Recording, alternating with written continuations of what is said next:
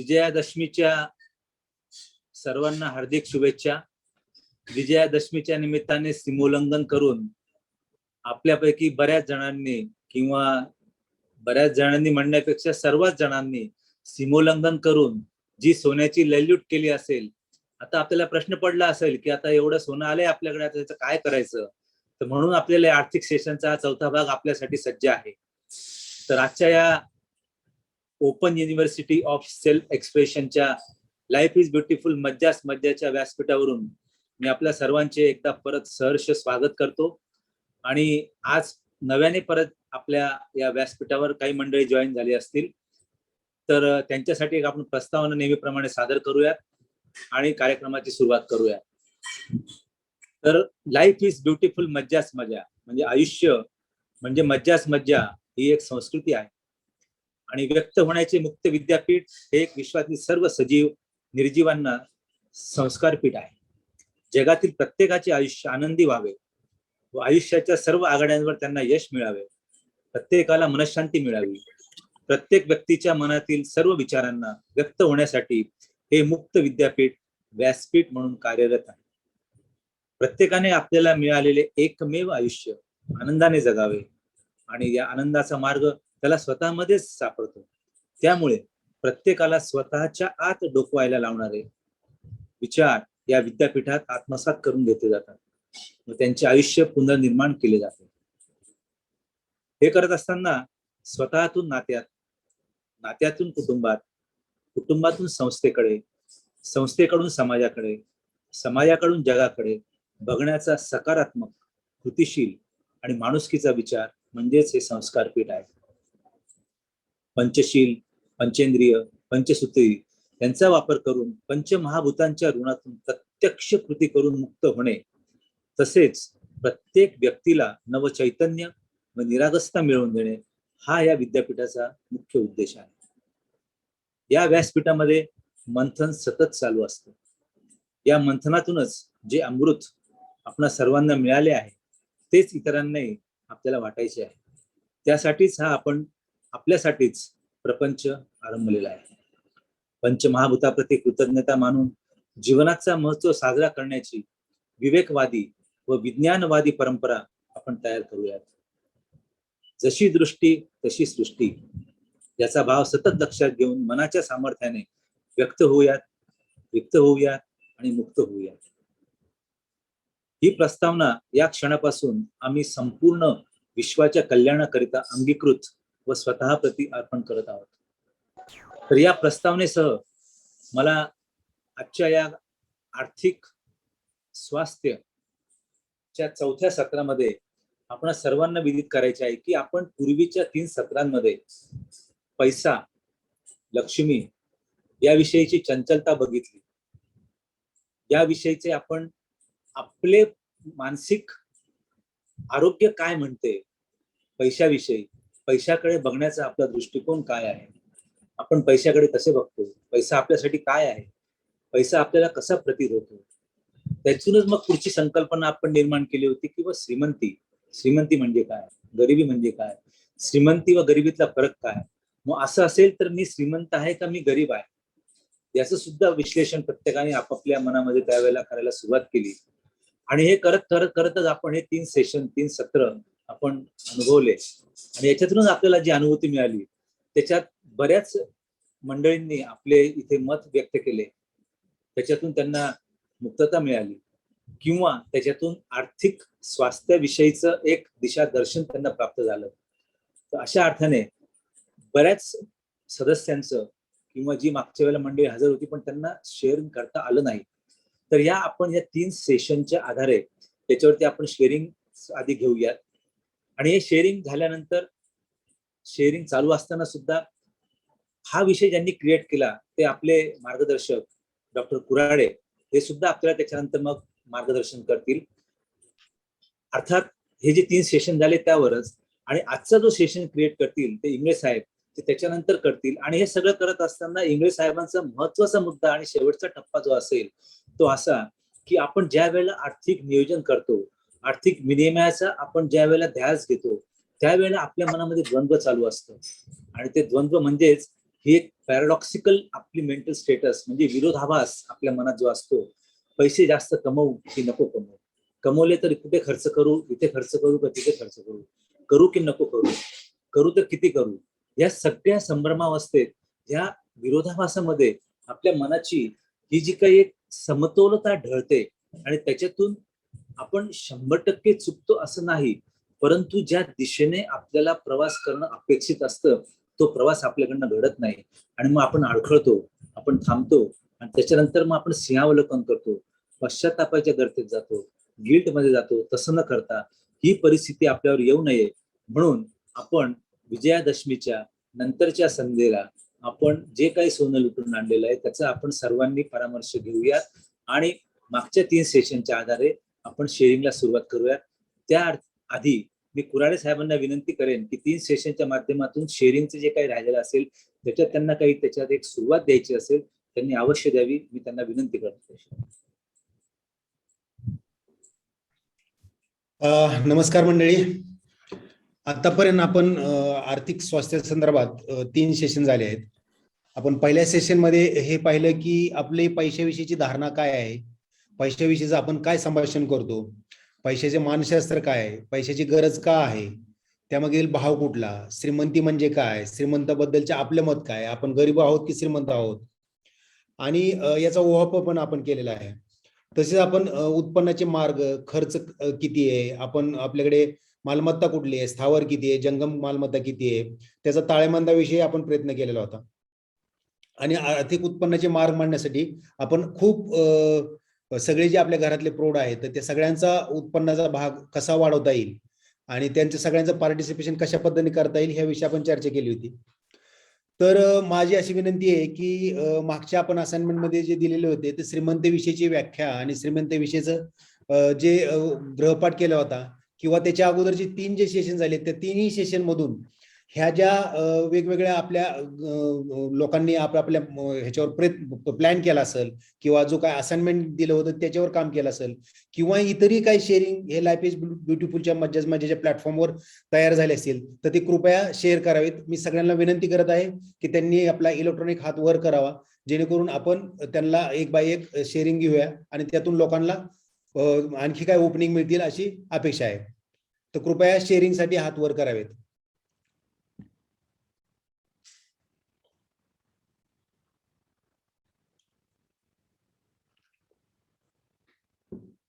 Mukta madam.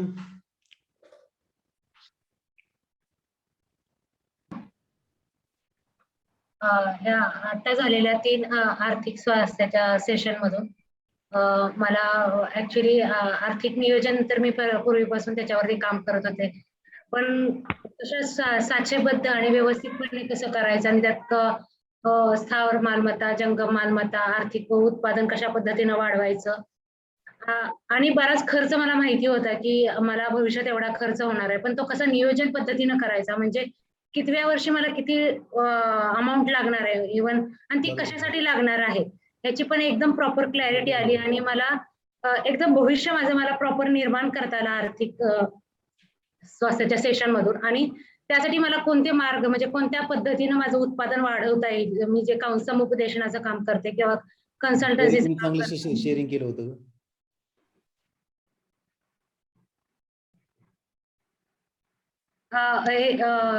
कशा पद्धतीने करता येईल ह्याचं पूर्ण क्लॅरिटी लिहा आर्थिक स्वास्थ्याच्या सेशन मधून. आणि ह्या सेशन मध्ये अजून एक मला माझा स्वतःचा अनुभव शेअर करायचा आहे की मागच्या सेशन मध्ये कुराडे साहेबांनी सांगितलं होतं की तुम्ही तुमच्या कुटुंबाला आर्थिक नियोजनात सामील करून घ्या. तर त्यासाठी माझा स्वतःचा अनुभव असा आहे की माझी मुलं जेव्हा लहान होती, एक 10 वर्षापूर्वी छोटी असताना आम्ही घरात काय करायचो, एक डायरी ठेवलेली होती आणि ती कॉमन प्लेसला घरात हॉलमध्ये डायरी असायची आणि दिवसभराचं सगळ्यांनी म्हणजे सहज पेन्सिल जरी मुलांनी आणली, इरेजर आणलं, एखादं खेळणं आणलं, काही आणलं तरी सुद्धा ते लिहून ठेवायचो आम्ही आणि किती रुपयाला घेतलं म्हणजे 1 रुपया खर्च सुद्धा आम्ही सगळं लिहून ठेवायचो. असा डेलीच आमचा खर्च असायचा लिहिलेला. आणि हे मुलं अगदी सुरुवातीला मला असं वाटलं की आमच्यात साहेबांची आयडिया होती की अरे आपण असं करूया, पण मला असं वाटलं की मुलं ह्यात कशा पद्धतीने सामील होतील, पण मुलं खूप छान पद्धतीने ह्यात सामील झाली आणि त्यांनीच लीड घेतल्या ह्या सगळ्या गोष्टी लिहून ठेवायला. आणि आम्ही डेली सगळा खर्च आमचा लिहून ठेवायचो.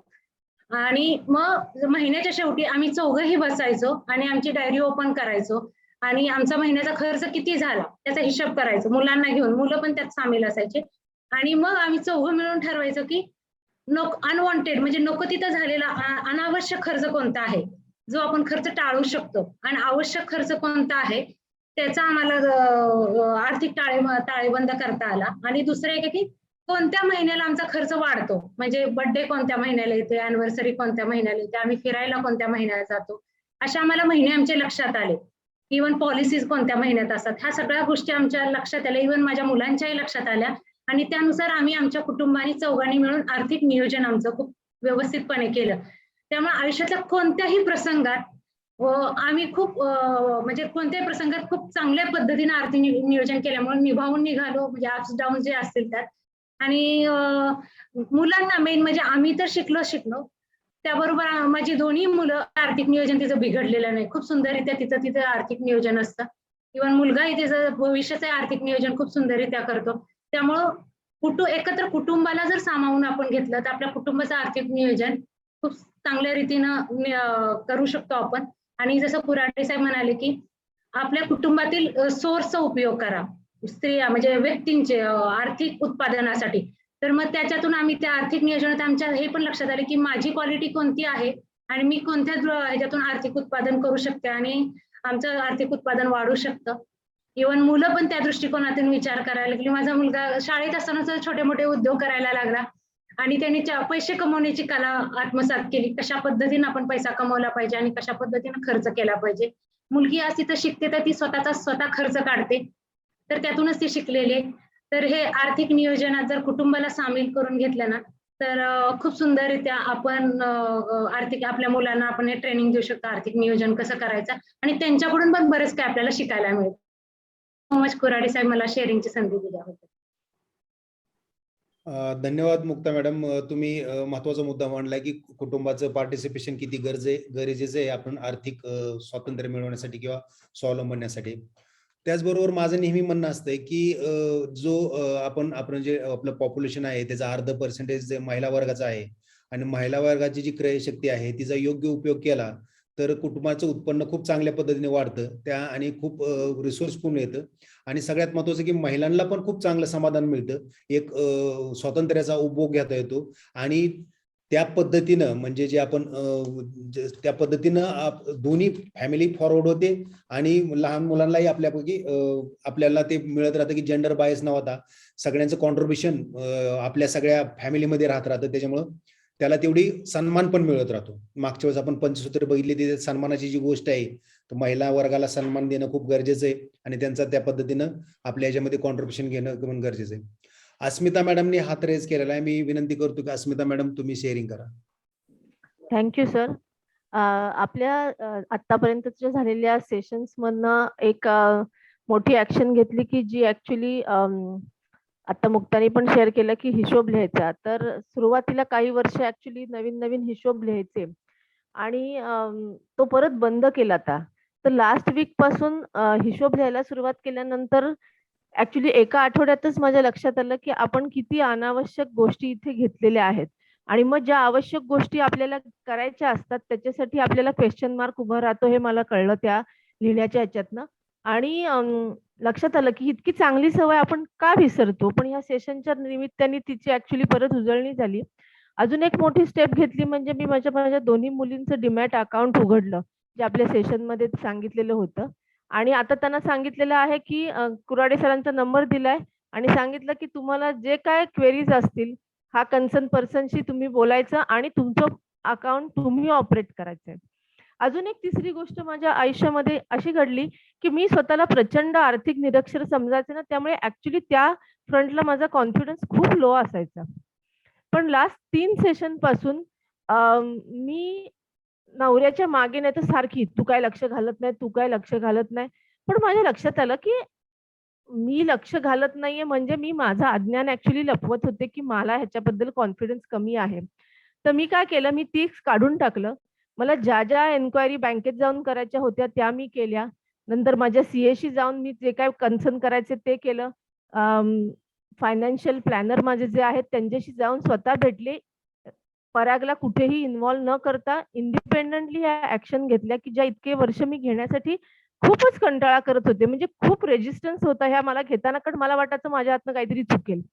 नंतर विचार केला चुकलं तर चुकलं, शिकू, एवढं काय त्याच्यातनं आहे. पण हा कॉन्फिडन्स आत्ताच्या 3 सेशन मधनं आला आणि हे करताना लक्षात आलं की ऍक्च्युली ह्या एका फ्रंटवर नाही काम होत.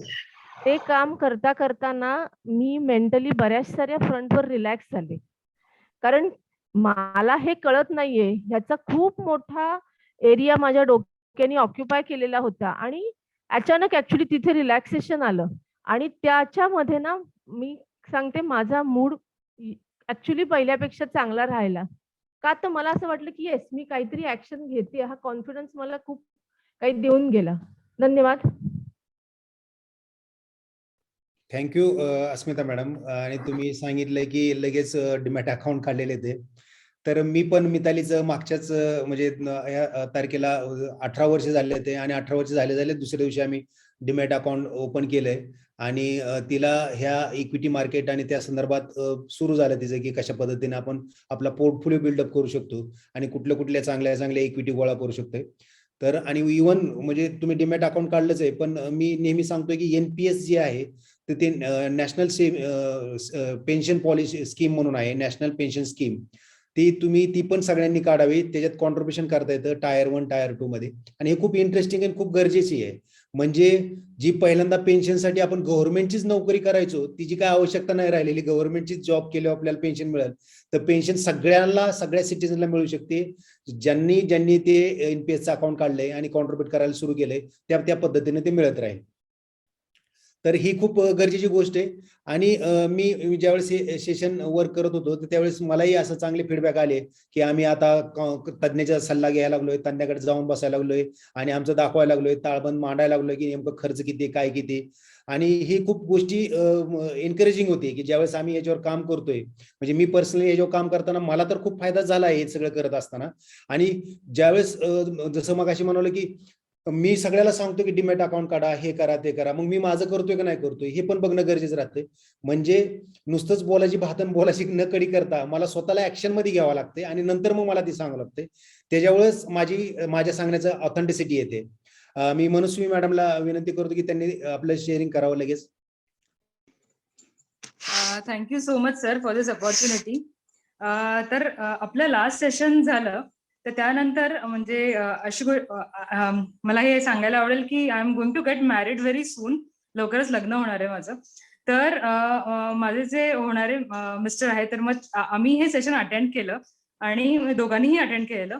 आणि मग त्यामुळे काय झालं ना, म्हणजे ही क्लॅरिटी आली की आपल्याला ना आपले जे फायनान्सेस आहेत, जे रिसोर्सेस आहेत आणि आपला जो खर्च होणार आहे त्याबाबत आपण डिस्कशन केलं पाहिजे.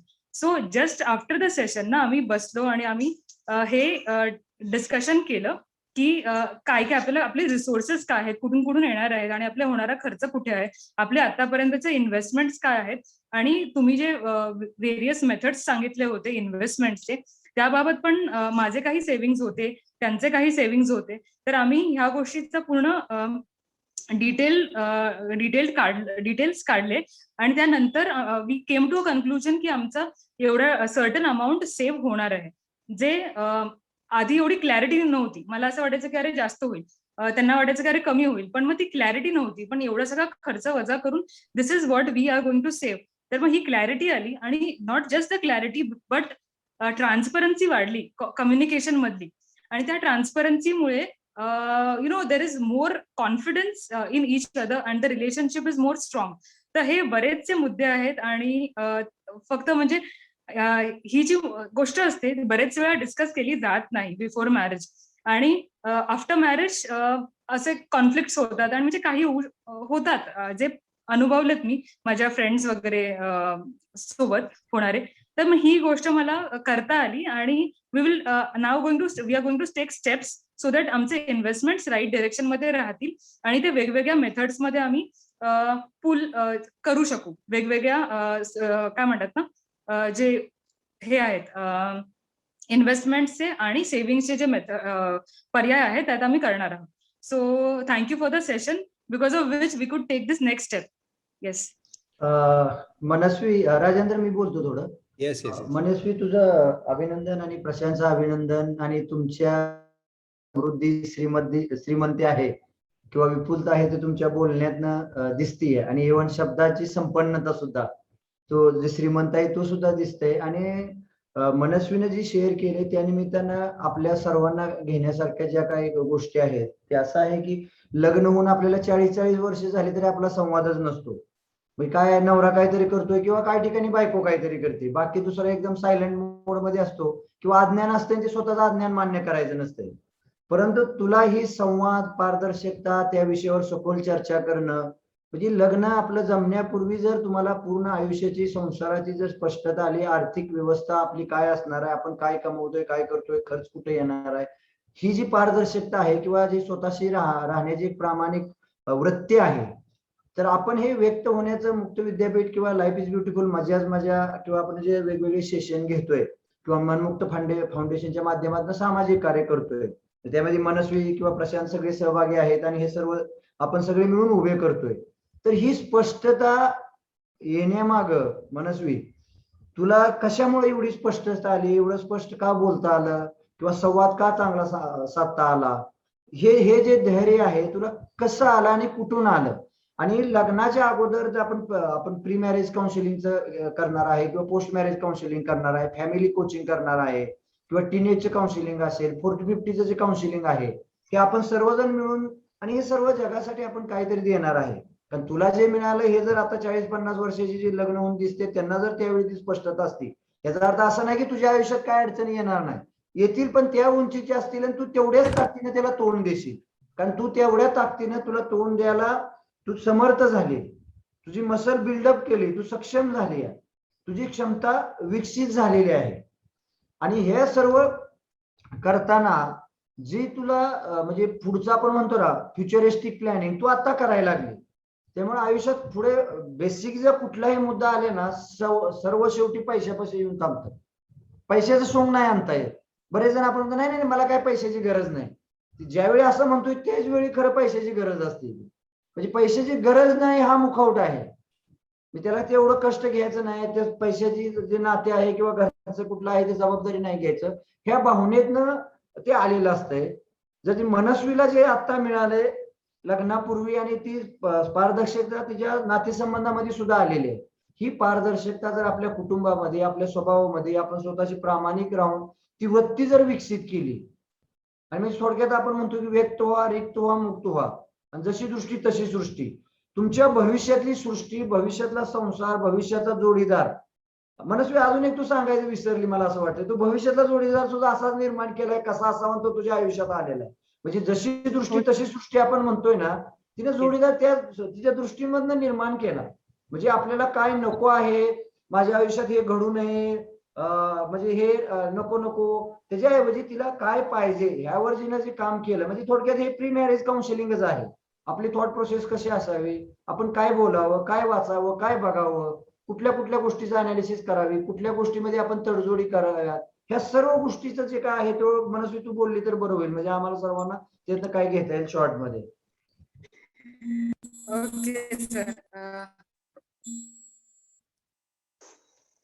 Okay sir, thank you so much. मी नक्की शेअर करेन. म्हणजे एक पहिले तर क्लॅरिटी नव्हती, पण जसं लँडमार्क मी करिक्युलम कम्प्लीट केलं, जसं त्यानंतर मी आपल्या ह्याच्यामध्ये सामील झाले, लाईफ इज ब्युटिफुल मज्जाच मजाचे प्रत्येक पार्ट म्हणजे मी घोळून प्यायले आहेत. बरेचसे डिस्टिंक्शन्स कोर्टीमध्ये आपण शेअर करतो आणि त्यातून बरेचशा गोष्टी असतात ज्या आपण स्वतःच्या लाईफमध्ये वर्क करत असते, म्हणजे मी आणि प्रत्येक कोर कमिटी मेंबर. सो त्याच्यामुळे काय होतं ना, आपलं एक सेशन झालं होतं, डिक्लेरेशन्सचं आपलं एक सेशन झालं होतं, आणि त्याच्यात आपल्याला काय काय हवं आहे ह्याच्यावरती तुम्ही फोकस करायला आम्हाला सगळ्यांनाच सांगितलं होतं.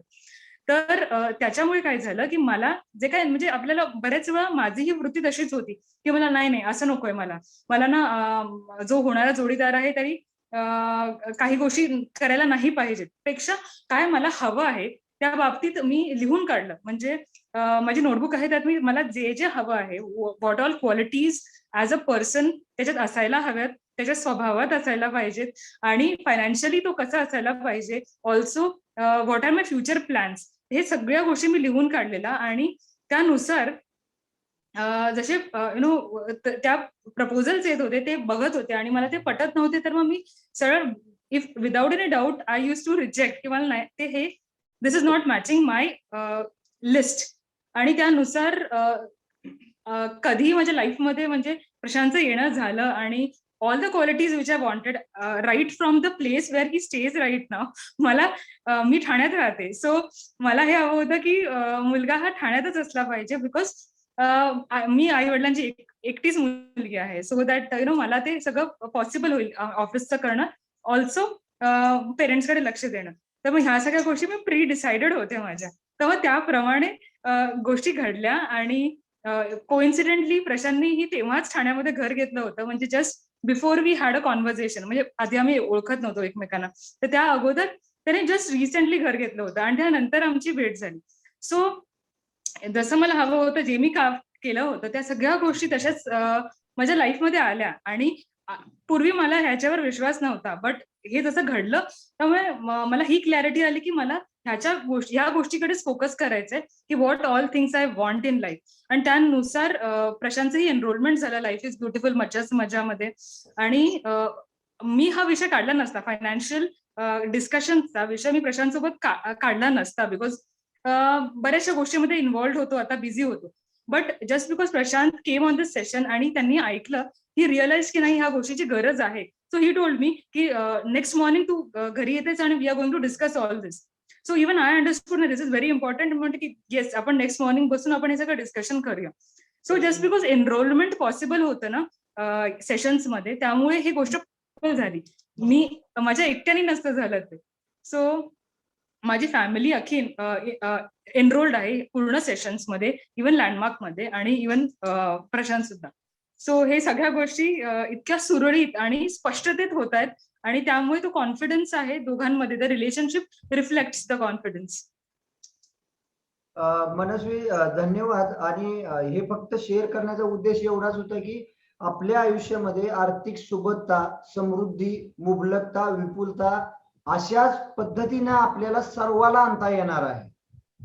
परंतु आपली भाषा, आपलं वाचणं, आपलं बोलणं, आपलं ऐकणं, आपण कुणाशी संवाद करतो, आपण काय विचार करतो, श्रीमंत जे आपल्याला वाटतात त्या लोकांपासून आपण लांब कसं राहतो, त्यांना नावं ठेवणं, त्यांच्याबद्दल काय बोलणं, हे जे अनावश्यक जे गप्पा आपण मारतो किंवा अनावश्यक विचार करतो, खरं तर वस्तुस्थिती ही आहे की बाजू अशी आहे की आपल्याला तेवढं कष्ट घ्यायचं नाही, आपल्याला तो विचार नाही करायचा.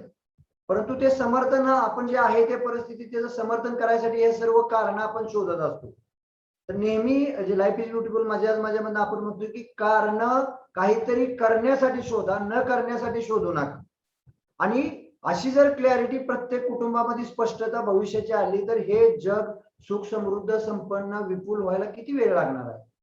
आणि घरी जे चालतंय ना, बऱ्याच जणांना असं वाटतं की माझी सध्या गरीबी आहे, घरी आमची सासू असली आहे, नवरा असलाय, पोर असले आहे, माझ्याकडे काय असं नाही, माझं गावचं आहे, दुष्काळ आहे.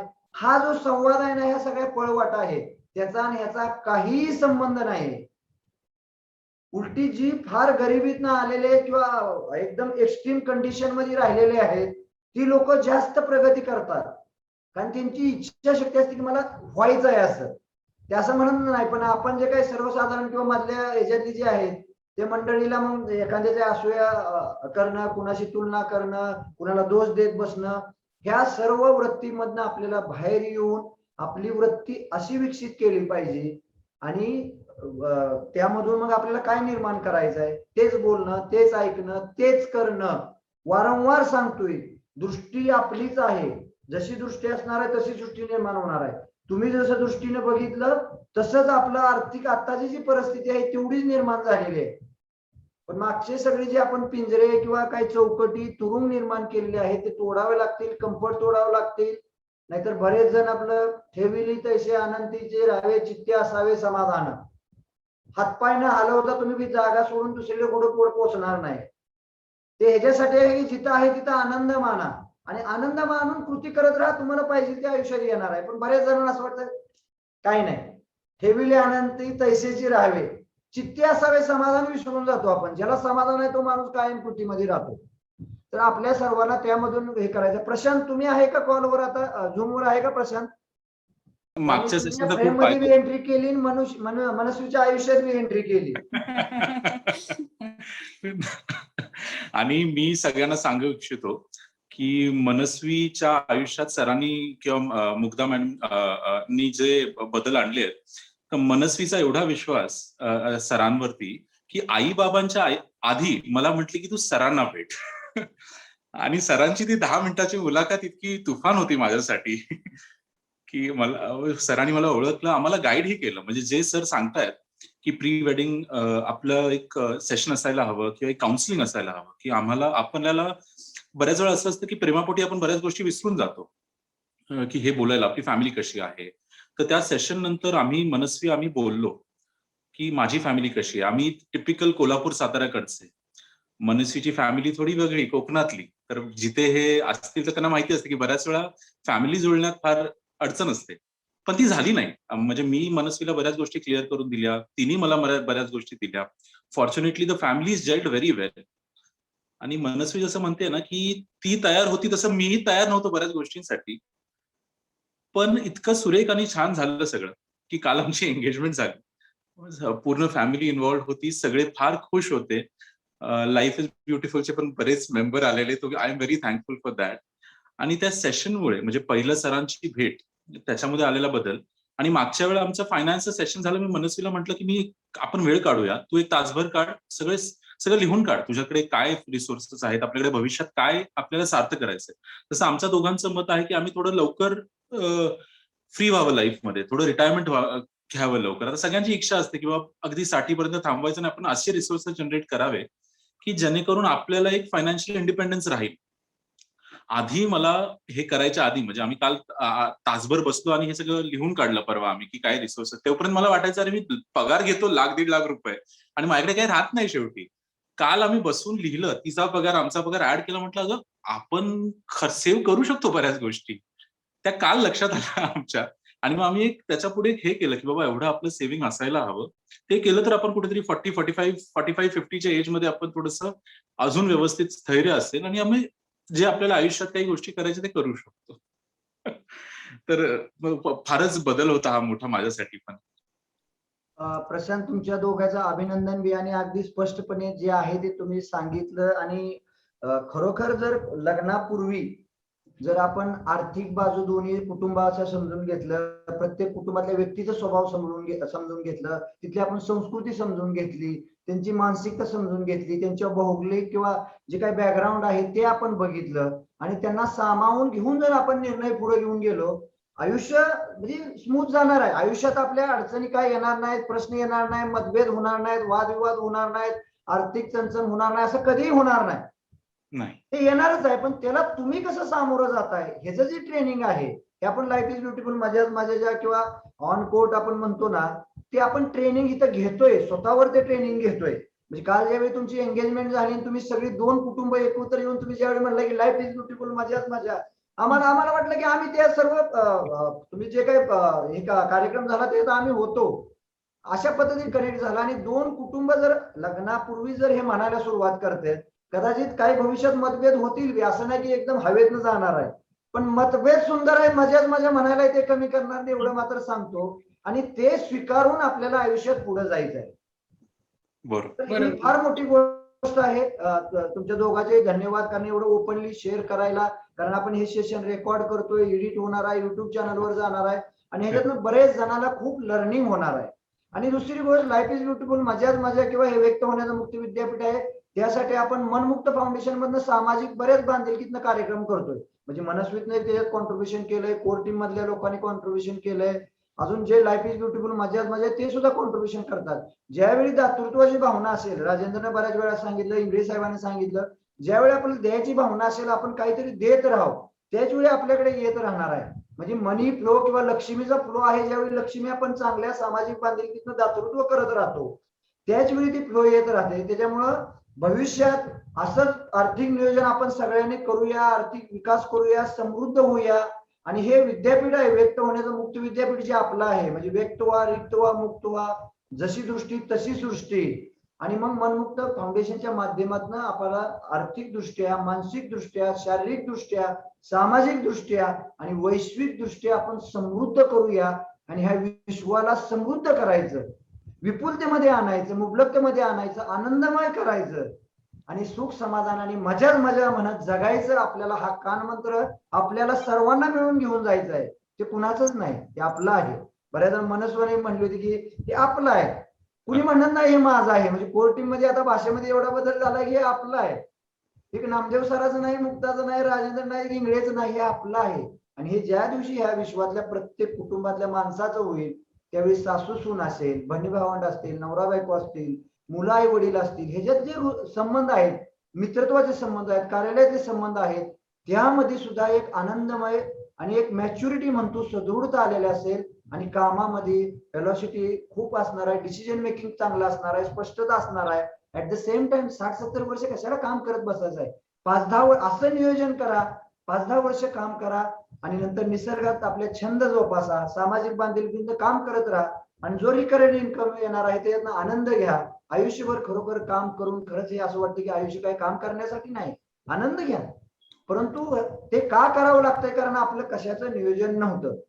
तर प्रशांत मनस्वी परत एकदा धन्यवाद. राजेंद्र, तू शेअरिंग आणि तुम्ही जे 3 सेशन मध्ये इंगळे साहेबांनी तुम्ही जे काही निर्माण केलंय, लोकांना जे मिळायला लागलंय, कारण मलाच बरेच जण काल भेटले, अरे आम्ही ते सेशन बघतोय बरं का, खूप मजा येते. मी म्हणतो तुम्ही केलं काय सांगा ना, नुसती मजा यासाठी हे सेशन नाही, तुम्ही सेशन ऐकून कृतीमध्ये काय बदल केला आणि त्या कृतीमधनं तुम्हाला काय मिळालं मग ते मी सांगत होते. बरेच जण आपल्याला भरपूर मिळाले, पण जोपर्यंत आपण शेअर करत नाही, सांगत नाही, तोपर्यंत आपण बी मोकळं होणार नाही, आपल्याला लाभ मिळणार नाही आणि अजून नवीन नवीन दृष्टिकोन आपल्याकडे येणार नाहीत. तर त्यासाठी लाईफ मध्ये, आयुष्यामध्ये शेअर करणं, संवाद साधणं हे खूप महत्वाचं आहे. आणि तो संवाद पहिला स्वतःपासून, आपल्या लाईफ पार्टनर असेल, घरापासून आणि जे क्लोज असतील त्याच्यापासून आपण करणं खूप गरजेचं आहे.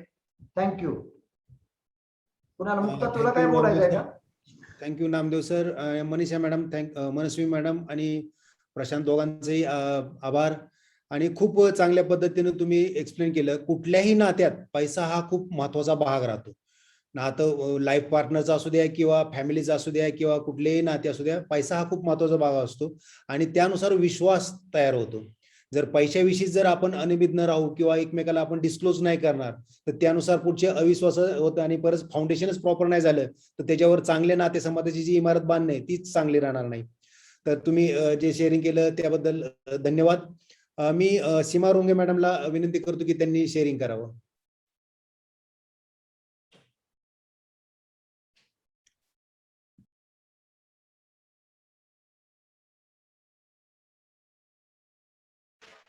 अनम्यूट करा तुम्हाला.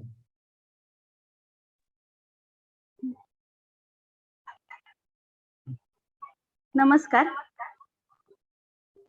लाईफ इज ब्युटिफुल, मज्जाच मज्जा हे एक आपल्या लहानांपासून मोठ्यापर्यंत प्रोत्साहन देणारे एक व्यासपीठ आहे. यामध्ये आता 1 वर्ष झालं हे सुरू आहे, पण प्रत्येक सेशन काही कंपल्सरी करणं नाही झालं, छोटी मुलं असल्यामुळं. पण माझे मिस्टर हे करतात आणि त्याबद्दल चर्चा सतत घरात चालू असते. आणि आता याच्यातून जे आम्हाला प्रोत्साहन मिळतं, तर सुरुवातीला बऱ्याच गोष्टी येत होत्या. आपल्याला असं वाटत होतं की काही येतं, हे नाही. विषय व्हायचं की आपण ह्याच्यामध्ये व्यवसाय काहीतरी केला पाहिजे, पण काही मार्ग सापडत नव्हता. माझ्या मिस्टरांची आणि कुऱ्हाडे सरांची जेव्हा चर्चा व्हायची ऑफिसमध्ये, त्यानंतर ते घरी येऊन आमच्याशी चर्चा करायचे की हे सरांनी असं सांगितलं, हे केलं, मग आपण तसं करायला पाहिजे. म्हणून मग ती सुरुवात केली आम्ही. सरांनी जसे सांगतील, सरांचं जसं प्रोत्साहन भेटत गेलं त्या मार्गाने आम्ही सुरुवात केली आणि त्यानुसार मग सुरुवात केली. ते एक लेडीजचा ग्रुप काढला आम्ही. मग त्यामध्ये सुरुवातीला लेडीज त्यांना मेंबरशिपसाठी प्रोत्साहन दिलं की बाबा तुम्ही काही गोष्टी कसं करू शकता किंवा घराच्या बाहेर कसं पडू शकता हे ते सांगितलं. आणि आज 300-350 महिलांचा ग्रुप तयार झालाय तो. त्यामध्ये सुरुवात ही बिझनेसची पण आहे आणि बऱ्याचदा त्याच्यामध्ये व्यवसाय, बरेच लेडीज व्यवसाय पण करतात. आणि हे जे आहे म्हणजे आपला आवाज, आपली सखी जो ग्रुप आम्ही तयार केलेला आहे त्याच्यामध्ये चांगलं काम केल्यामुळे आम्हाला मला आजची नारी हा पुरस्कारही प्राप्त झालेला आहे. आणि ह्याचं जे सगळं श्रेय आहे ते लाईफ इज ब्युटिफुल मज्जाच मज्जा हा एक ग्रुप आणि कुऱ्हाडे सरांना देते. कारण त्यांनी जे आम्हाला वारंवार सांगत गेले त्यानुसार आम्ही चालतोय आणि आज सुरुवातही आहे कुठेतरी की बाबा आपण काहीतरी आर्थिक हे केलं पाहिजे त्याच्यासाठी. धन्यवाद. सीमा मॅडम, तुम्ही खूप छान शेअर केलं आणि तुम्ही तुमचा जो म्हणताय ना श्रेय लाईफ इज ब्युटिफुल मजाच मजा किंवा कुऱ्हाडे साहेब किंवा लाईफ इज ब्युटिफुल मजाच मजा किंवा आम्ही म्हणजे सर्वजण तुम्ही आहे.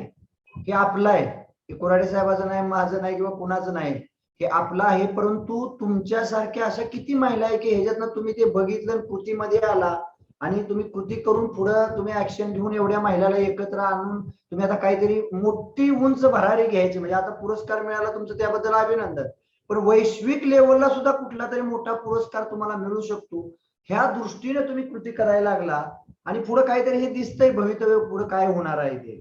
तर ही विचारधारा जी आहे ती विचारधारा पुढे घेऊन जाणार आहे. लाईफ इज ब्युटिफुल मजाच मजा एक थॉट प्रोसेस आहे, एक फिलॉसॉफी आहे, एक विचारधारा आहे जी माणसाला कृतीशील आयुष्य जगायला कुठलीही वेळ काळ परिस्थिती प्रसंग काहीही असो तुम्ही त्यामध्ये न डगमगता ताकदीनं ऊर्जेनं तुम्ही कृतीशील आयुष्य जगता. म्हणजे तुमच्या आयुष्यात काही अडचणी येणार नाही किंवा काही घडणार नाही, काही घडाय ते घडणार. कारण आपण पूर्वी तसं कर्म केलंय किंवा कृती घेतली तसं मिळणार आहे, पण त्याला हसत खेळत तोंड देणं आणि कृतीमध्ये सतत राहणं हेच तुम्हाला पुढे घेऊन जाणार आहे. तर तुम्ही ती कृती केली आणि तुम्ही त्याला रिझल्ट मिळत राहणार आहे आणि अजून मोठी मोठी आव्हानं येणार आहेत. मोठ्या मोठ्या कृती करायला तुम्हाला जेवढं मोठं आव्हान, जेवढी मोठा प्रश्न, जेवढा मोठी समस्या तेवढं आपण त्याच्यापेक्षा मोठं होऊन आपण कृतीमध्ये येणार आहे आणि तुम्हाला असे भरपूर मोठे मोठे पुरस्कार मिळतील. असंच कृतीमध्ये राहा, कुठल्याही गोष्टीने ना उमेद होऊ नका आणि ही विचारधाराच तुम्हाला पुढे घेऊन जाणार आहे आणि तुम्ही ह्या विचारधारेमध्ये सामील झाला आणि आपल्याला ह्या विश्वाला या विचारामध्ये आणायचं.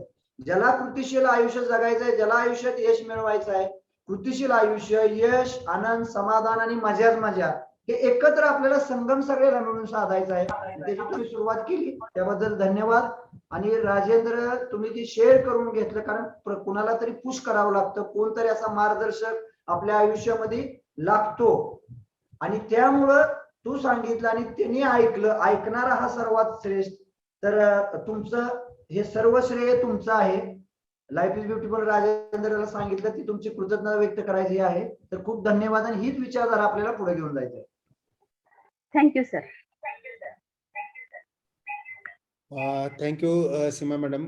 खरं तर त्यांनी जरी हे आपल्याला श्रेय दिलं असलं तरी ऍक्च्युली जे काम होतं ते त्यांनी दिलेल्या स्पेसमुळे होतं. त्यांनी त्यांचा स्पेस प्रोव्हाइड केला. आपण जी काही चर्चा करतोय ती त्यांनी ऐकली आणि त्याच्यावर अंमलबजावणी केली, प्रत्यक्ष कृती केली आणि पूर्ण फॅमिलीला एनरोलमेंट कन्व्हर्शन करून पूर्ण फॅमिलीला एक संघ करून ते रोंगेंच्या फॅमिलींनी ते खूप चांगल्या पद्धतीनं ते टेक्नॉलॉजी वापरली आहे आणि त्यामुळं सीमा मॅडमला जो पुरस्कार मिळाला आहे त्याबद्दल त्यांचं अभिनंदन आणि अशीच प्रगती उत्तरोत्तर होईल ही सदिच्छा. तर मी काही आणखी थोडे एक क्रिएशन करत आहे. मगाशी मनस्वी मॅडमने सांगितले की प्लॅन त्यांनी लाईफ पार्टनर मिळण्याविषयी पण केला होता आणि नंतर फायनान्शियल प्लॅन करण्याविषयी. माझं एक नेहमी सांगणं असतं की आयुष्यात आपल्याला तेवढंच मिळतं जेवढं आपण मागतो. सतत सतत आपण जे म्हणत राहतो जेवढं मागितलं, जितकं मागितलं तितकं आणि तेवढंच मिळतं. जर तुम्ही 10 कोटी मागितले 10 कोटी, जर तुम्ही 10 लाख मागितले 10 लाख, जर 10 अब्ज मागितले 10 मागितले. तुम्ही चांगला लाईफ पार्टनर मागितला किंवा जसा लाईफ पार्टनर मागितला तसाच तुम्हाला मिळणार आहे. तुम्हाला कुटुंब तसं मिळणार आहे, तुमची मुलं तशी मिळणार आहे, तुम्ही जसं म्हणणार तसं आणि तसंच मिळणार आहे. ह्याच्यात अजिबात शंका नाही. तुम्ही वापरून बघा. तुम्ही जे म्हणताय त्याच्यावर तुमची श्रद्धा ठेवा आणि तुमच्या लक्षात येईल की तुम्हाला जसं पाहिजे तसं लाईफ जगता येतं आणि ते तुम्हाला मिळवता येतं. म्हणजे ही पॉवर ऑफ सबकॉन्शियस माइंड जी मी नेहमी म्हणतोय आपण की त्याच्यात त्या पद्धतीने येत राहते आणि ती प्रत्यक्षात तुम्हाला कशी उपलब्ध येते ते तुम्ही ट्रायल अँड एरर करून बघा आणि ते तुम्हाला मिळत राहू शकते. तर त्यांनी खूप छान पद्धतीने सांगितलं की त्यांची नवीन सुरुवात झाली आणि त्यांनी खूप चांगल्या पद्धतीने प्लॅनिंग केले. मागच्या वेळेस पण आपण प्लॅनिंग विषयी चर्चा केली होती. मी काही प्लॅनिंगचे एक नवीन पद्धत सांगतोय. मी मागच्या वेळेस जनरली सांगितलं होतं की शॉर्ट टर्म गोल आणि मिडियम टर्म गोल. ह्यावेळेस मी एक 8 टप्पे सांगतोय. 8 टप्प्यामध्ये आपण फायनान्शियल प्लॅनिंग चांगलं करू शकतो. तर पहिला टप्पा आपण विचारात घेऊ शकतो की आपल्या लाईफची जे ध्येय आहेत म्हणजे फायनान्शियल गोल्स जे आहेत ते गोल आयडेंटिफाय करायला पाहिजेत. म्हणजे आपलं घर घेणं, निवृत्तीचा प्लॅन करणं, मुलाचे शिक्षण, मुलाची लग्न, त्याच्यानंतर दुसरं घर घेणं, व्यवसायासाठी कर्ज घेणं किंवा बायकोला डायमंडची रिंग घेणं किंवा एखादी भेट वस्तू घेणं, जग प्रवास करणं, नंतर आई वडिलांना काय प्रवास करायला घडणं, घर दुरुस्ती करणं, असे या प्लॅनिंग लिस्ट करायची आहे. म्हणजे पहिल्या टप्प्यामध्ये लिस्ट करायचे आणि बघायचं की आपले कुठले कुठले लाईफ गोल आहेत त्या पद्धतीने मांडायचे. आता दुसऱ्या टप्प्यामध्ये काय करायचंय की ही यादी बरोबर बनली का नाही बनली बघायची. म्हणजे असं की आपण काय म्हणू शकतो की एखादी गोष्ट आता सेकंड होम काय करायचंय, उगाच हॉलिडे होम करायचे का, तर ते नंतर कट करू शकतो. म्हणजे आपल्याला जे योग्य पाहिजे ते रॅशनलाइज लिस्ट तयार करायची आणि त्यानुसार आपण फायनल लिस्टवर आपण वर्क करायचं. आता तिसऱ्या टप्प्यामध्ये आपण काय करणार आहे की हे जे गोल्स मांडलेले आहेत म्हणजे आपण योग्य प्रकारे गोल जे ठेवलेले आहेत हे जी नीड आहे का, म्हणजे गरज आहे का, आणि का वॉन्ट मध्ये आहे म्हणजे इच्छा आहे, नुसतंच आपल्याला ड्रीम आहे. म्हणजे ह्याच्यात कसं म्हणू शकतो आपण की सेकंड होम ही गरज नाही, पहिलं होम हे खूप गरजेचं आहे, मुलांचं शिक्षण हे खूप गरजेचं आहे, त्याच्यानंतर गाडी ही गरजेची आहे, पण मोठी गाडी लक्झरी गाडी ही डिझायर मध्ये जाईल किंवा जग प्रवास आपण विचार करू शकतो की हा डिझायर मध्ये जाऊ शकतोय, नंतर आपण प्लॅन करू शकतो. तर मग त्याच्यामुळे काय करू शकतोय की तिसऱ्या टप्प्यात आपण नीड आणि डिझायर ह्या दोन्ही मध्ये आपण ती यादी सेग्रिगेट करायची. म्हणजे आपण पहिल्यांदा बघितलं की गोल कुठले येते, नंतर गोलची आपण रॅशनॅलिटी बघितली की हे ठेवायचं का नाही ठेवायचे, आणि तिसरं नीड आणि डिझायर मध्ये आपण त्यांना सेग्रिगेट केलं. चौथ्या टप्प्यामध्ये आणखी एक वर्गीकरण करू शकतो आपण की त्याला टाइम बाउंड करायचे. म्हणजे 1 वर्षाच्या आतले कुठले आहेत किंवा 2 वर्ष, 1 वर्ष ते 5 वर्षाचे कुठले आहेत, म्हणजे लहान मुदतीचे कर्ज जे गोल आहेत ते म्हणू शकतो आपण. म्हणजे ज्याच्यामध्ये घर घेणं, गाडी घेणं. आता 1 वर्षाच्या आतलं म्हणलं म्हणजे काय की माझं कर्ज कमी करणं, व्याज कमी करणं हा भाग होऊ शकतो. तर मध्यम मुदतीचे काय आहे की 5 वर्ष 10 वर्ष मुलांचं शिक्षण होऊ शकतं किंवा दुरुस्ती होऊ शकतं किंवा दुसरं घर होऊ शकतं. 10 पेक्षा जास्त असेल, 10 वर्षापेक्षा जास्त, त्याला दीर्घ मुदतीचे म्हणू शकतो आपण. आणि त्याला म्हणायचं आपण निवृत्तीचं प्लॅनिंग किंवा मोठी गाडी, लक्झरी गाडी किंवा तुमचं जे सेकंड होम आहे ते आपण करू शकतो. तर ह्या पद्धतीने आपण त्याला टप्प्यामध्ये मांडलं. आणि 5व्या टप्प्यामध्ये काय करायचंय की आता ह्याला प्रायोरिटी ठरवायची, प्राधान्यक्रम द्यायचा आहे. प्राधान्यक्रम म्हणजे काय की पहिलं काम कुठलं करायचंय. तर आता बघा की मुलाचं शिक्षण हे पहिलं काम राहील, जे पहिलं घर आहे हे पहिलं राहील. म्हणजे पहिलं घर किंवा घर ही पहिली प्रायोरिटी राहील, दुसरी प्रायोरिटी मुलाचं शिक्षण राहील. आता एसयू जी घ्यायची आपल्याला, लय मोठी गाडी घ्यायची, ती सगळ्यात शेवटच्या टप्प्यावर जाईल. तर हा प्राधान्यक्रम किंवा प्रायोरिटीची लिस्ट त्याला करायची आणि तो त्याच्यात कॉलम ऍड करायचा आहे. आणि 6व्या टप्प्यामध्ये काय करायचंय की ह्याच्यात आता अमाऊंट ऍड करायची. म्हणजे जसं आपण बघितलं की उद्दिष्ट कुठले आहेत, त्याच्यानंतर ती गरज आहे की इच्छा आहे, नीड आहे की डिझायर आहे, आणि प्राधान्यक्रम ठरवला म्हणजे प्रायोरिटी नंबर 1, 2, 3, आणि त्याच्या पुढं रक्कम किती आहे. म्हणजे घर असेल तर 50 लाख रुपये लागतील, शिक्षणासाठी 25 लाख रुपये लागतील, जग प्रवासासाठी 3 लाख रुपये लागतील. आता हा कॉलम ऍड केला आपण. आणि 7व्या ह्याच्यामध्ये काय करणार आहे आपण की परत विचार करायचा आहे की यार जग प्रवासाचे 3 लाख घालणं गरजेचं आहे का की मला घर घेणं गरजेचं आहे. तर मग जग प्रवास तुम्ही बाजूला ठेवू शकता किंवा पुढच्या वेळेस टाकू शकता. किंवा सेकंड होम तुम्हाला लागते तर 50 लाखाचा आणखी एक्स्ट्रा लागते तर सेकंड होम गरजेचं नाही ते तुम्ही नंतर काढू शकता. तर म्हणजे आता कॉस्ट वाईज तुम्हाला रॅशनलाइज करायची लिस्ट. आणि सगळ्यात महत्वाचा 8वा टप्पा जो आहे, तर 8व्या टप्प्यामध्ये आपण काय करणार आहे की ही जी अमाऊंट झाली म्हणजे पहिल्यांदा आपण लिस्ट बघितली, दुसऱ्यामध्ये गरज आणि इच्छा बघितली म्हणजे नीड आणि डिझायर बघितली, त्याच्यानंतर प्राधान्यक्रम ठरवला आपण, प्रायोरिटी लिस्ट 1, 2, 3, त्याच्यानंतर आपण किंमत काढली, आणि त्याच्यानंतर आपण बघायचंय की भाववाढीचा रेट किती आहे. आता जर समजा 7% भाव असेल किंवा 5% भाववाढ असेल तर त्याच्यापेक्षा जास्त ग्रोथ आपल्याला मिळणं गरजेचे. आणि म्हणून पुढच्या महिन्यात दर महिन्याला आपण किती गुंतवणूक करणं अपेक्षित आहे हा पॉइंट ऍड करायचा आहे. म्हणजे त्यानुसार शेअर मध्ये घ्यायचं का म्युच्युअल फंड मध्ये घ्यायचं का लॉंग टर्म मध्ये असेल तर प्लॉट घ्यायचा आहे की गोल्ड घ्यायचंय किंवा तुम्हाला गोल्ड बॉन्ड घ्यायचे किंवा गव्हर्नमेंटचे बॉन्ड घ्यायचे. तर हे स्क्रोल करायचे. म्हणजे आपण 7 कॉलमची लिस्ट बनवायची आणि त्या पद्धतीने आपण करायचं. आपण नेहमी म्हणतो की प्लॅन युअर वर्क आणि वर्क ऑन प्लॅन. हे जसं आर्थिक साठी लागतंय तसंच सगळ्या गोष्टीसाठी लागतंय. तर योजना बनवा आणि त्या योजनेवर काम करा. तर हे खूप गरजेचं आहे. तर आता हे जे मी शेअर केले प्लॅन करण्याविषयीचे 8 टप्प्यामध्ये आपण शेअरिंग केलेलं, चर्चा केली. तर ह्याच बरोबर आणखी कोणाला काय ओपनिंग असेल तर त्या पद्धतीने शेअरिंग करावं. त्याच्यानंतर आपण बचतीचे जे वेगवेगळे प्रकार आहेत तर त्याविषयी आपण बघणार आहोत की कशा पद्धतीने बचत करू शकतो आणि कुठं बचत करू शकतो. तर मी शेअरिंगसाठी रेश्माला विनंती करतो की रेश्माने हँड केलाय, बराच वेळ झालं, तर तिने शेअरिंग करावं. ओके, थँक्यू मला चान्स दिल्याबद्दल. आता नियोजनाचं तुम्ही आता मला सांगितलं, माझं शेअरिंग ऍक्च्युली त्याच्याबद्दलच आहे.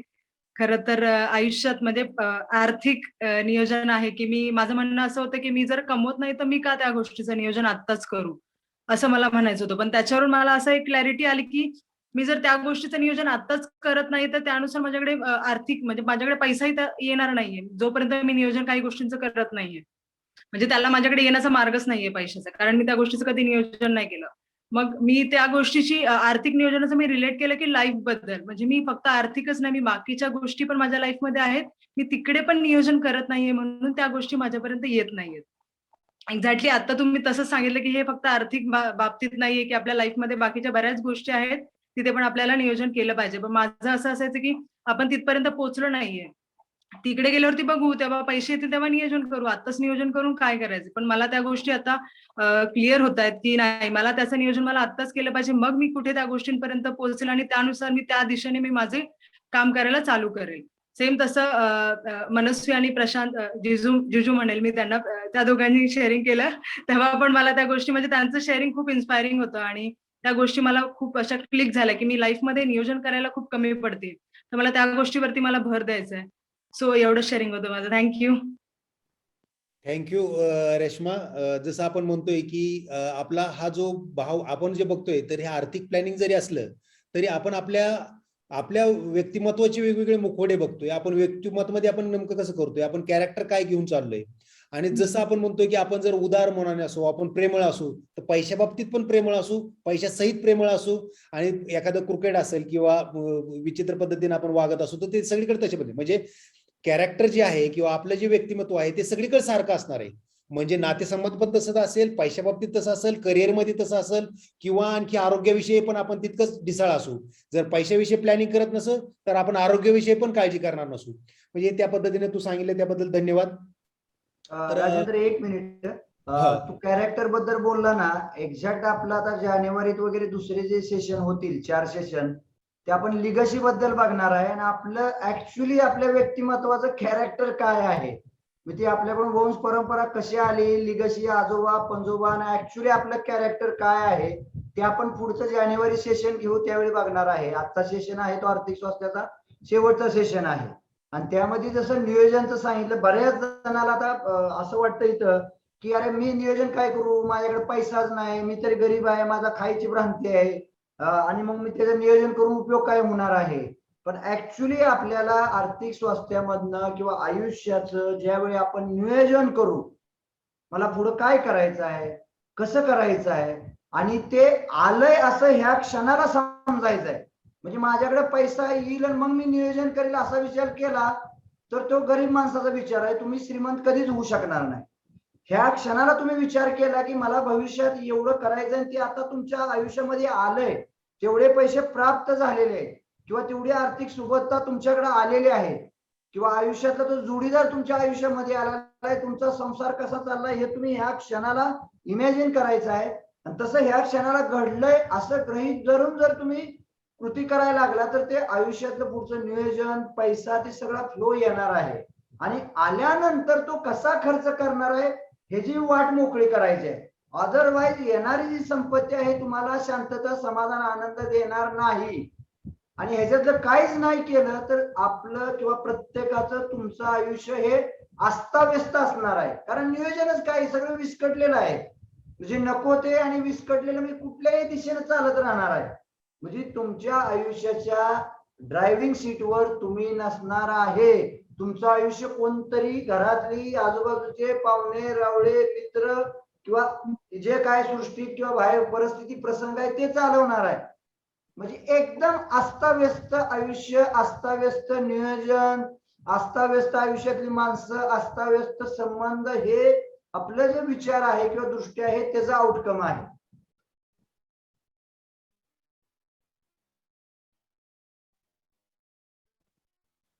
Thank you Namdev sir.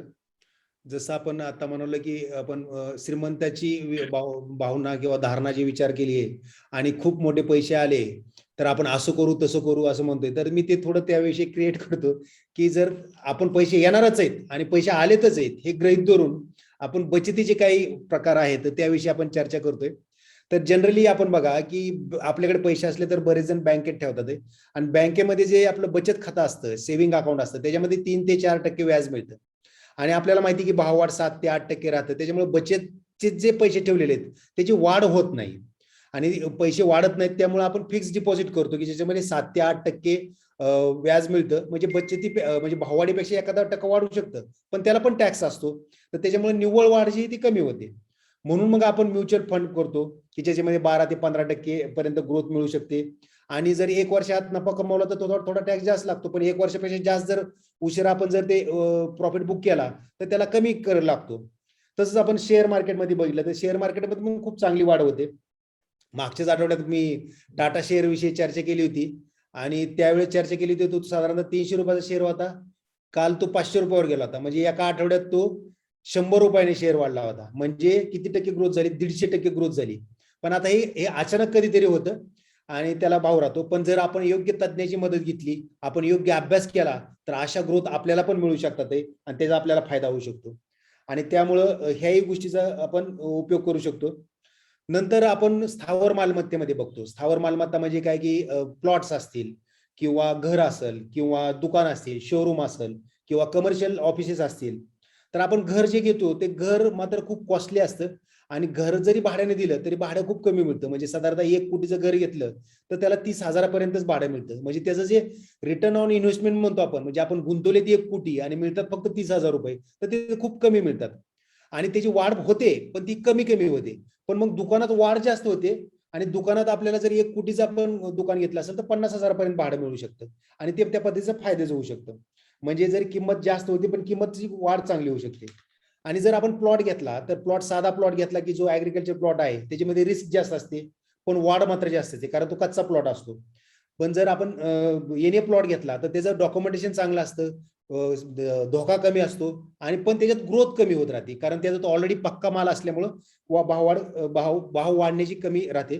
पण लॉंग रन मध्ये असेल तर खूप चांगल्या पद्धतीने अमेझिंग रिझल्ट मिळतात त्याच्यामध्ये पण. म्हणजे शेत जमिनीमध्ये पण चांगली इन्व्हेस्टमेंट करू शकता आणि त्या पद्धतीने उत्पन्न मिळू शकते. आता दुसरे पण प्रॉडक्ट आहेत, जसं बिटकॉइन आहे, मनी मार्केट आहे, कमोडिटी मार्केट आहे.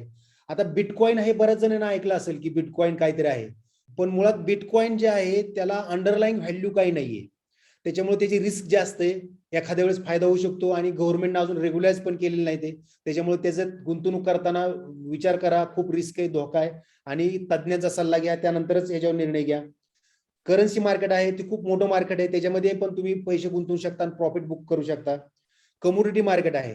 आता कमोडिटी मार्केट मात्र बरेच जण म्हणतात, पण काय जण होते माहिती का की मार्केटमध्ये काय करतात की तुम्ही आमच्याकडे पैसे द्या म्हणतात, आम्ही कमोडिटी मार्केटमध्ये लावू आणि तुम्हाला रिटर्न देऊ. तर असे ज्या स्कीम असतात ह्याला पॉन्झी स्कीम म्हणतात. ह्या पॉन्झी स्कीम कडे लक्ष देत जाऊ नका. की कुठलाही बिझनेस काला, किती महान मोठा बिझनेस असला आणि किती जरी भारी प्रोडक्ट असला तरी नेट प्रॉफिट जो राहतो तो 10 ते 15% किंवा 20% पर्यंत जाऊ शकतो. आणि जर तुम्हाला कोण म्हणत असेल की मी तुम्हाला 25% 50% प्रॉफिट देतोय तर समजून जायचं की काहीतरी रिस्क आहे याच्यामध्ये आणि काहीतरी गडबड आहे. म्हणजे कुठला जरी मोठा बिझनेसमॅन असला, किती जरी मोठा बिल्डर डेव्हलपर असला, तर ते तुम्ही पैसे लावताना काळजी घ्या. जर समजा कोण म्हणलं की मी 1% इंटरेस्ट देईल तर ते खूप चांगल्या बाब आहे, कारण 1% अफोर्ड करू शकतो. पण कोण जर म्हणलं की मी 2% देतोय तर समजून जायचं की पैसे येण्याची शक्यता नाही. एखादा 2 हप्ते तुम्हाला देईल पण पुढचे देईल का नाही सांगता येत नाही. तर त्याच्यामुळे त्याच्यावर काळजी करणं गरजेचं आहे आणि त्या पद्धतीने वर्क करणं गरजेचं आहे. तर त्याच्यामुळं हे जे सावधानता बाळगणं गरजेचे आहेत ह्या विषयावर. त्याच्यामुळं जे फोन कॉल येतात, प्रँक कॉल येतात, ओटीपी, पॅन कार्ड, आधार कार्ड वरनं जे मागतात लोक, तर त्याही गोष्टीविषयी अवेअर होत राहा.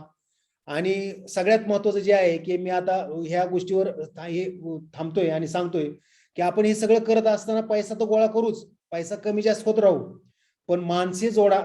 जितकी माणसं जोडवता येईल तितकी माणसे जोडा, ओळखी वाढवा, लोकांसोबत मिसळा. आणि हे खूप महत्वाची गोष्ट आहे आणि ती खूप नाती मौल्यवान असतात. लाईफ जगताना कंटेंट म्हणून बघता येते. आणि सगळ्यात महत्वाचं की आज अब्दुल कलामांची हे अब्दुल कलामचं मला वाटतं डेथ अॅनिव्हर्सरी आहे आणि तुमच्या लक्षात असेल की अब्दुल कलामची संपत्ती जी आहे ती 2,500 पुस्तके, 6 पॅन्ट, 4 शर्ट, 3 सूट, 1 पद्मश्री, 1 पद्मभूषण, 1 भारतरत्न आणि 46 डॉक्टरेट पदव्या होत्या. तर आपण काय संपत्ती घ्यायची आहे आणि काय संपत्ती लिगसी मध्ये द्यायची आहे तर हे आपण ठरवणं गरजेचं आहे. फक्त तुम्ही जे प्रपंच आणि हे म्हणला, आपण जो हा प्रपंच मांडलेला आहे म्हणजे आम्ही त्याला संसार म्हणतो आणि ह्या अवघाची संसार सुखाचा करीन, ह्या विश्वाचा संसार सुखाचा करायचा आहे. तुम्ही प्रपंचामध्ये खूप छान केलं, म्हणजे सर्वांसाठी केलं, तुम्ही गुंतवणूक केली, तुम्ही आता स्वतःसाठी छंदासाठी फिरचाल, पण ह्या व्यासपीठावरनं आपल्याला ह्या विश्वाचा संसार म्हणजे पंचमहाभूताचं शुद्धीकरणाचा जो प्रकल्प आहे, आता सध्या आपण मनाच्या शुद्धीकरणावर चर्चा सुरू आहे, जे काही सेशन झाले ते मनाच्या शुद्धीकरणानंतर शारीरिक शुद्धीकरण आणि दोन्ही सायमल्टेनियस चालू आहे.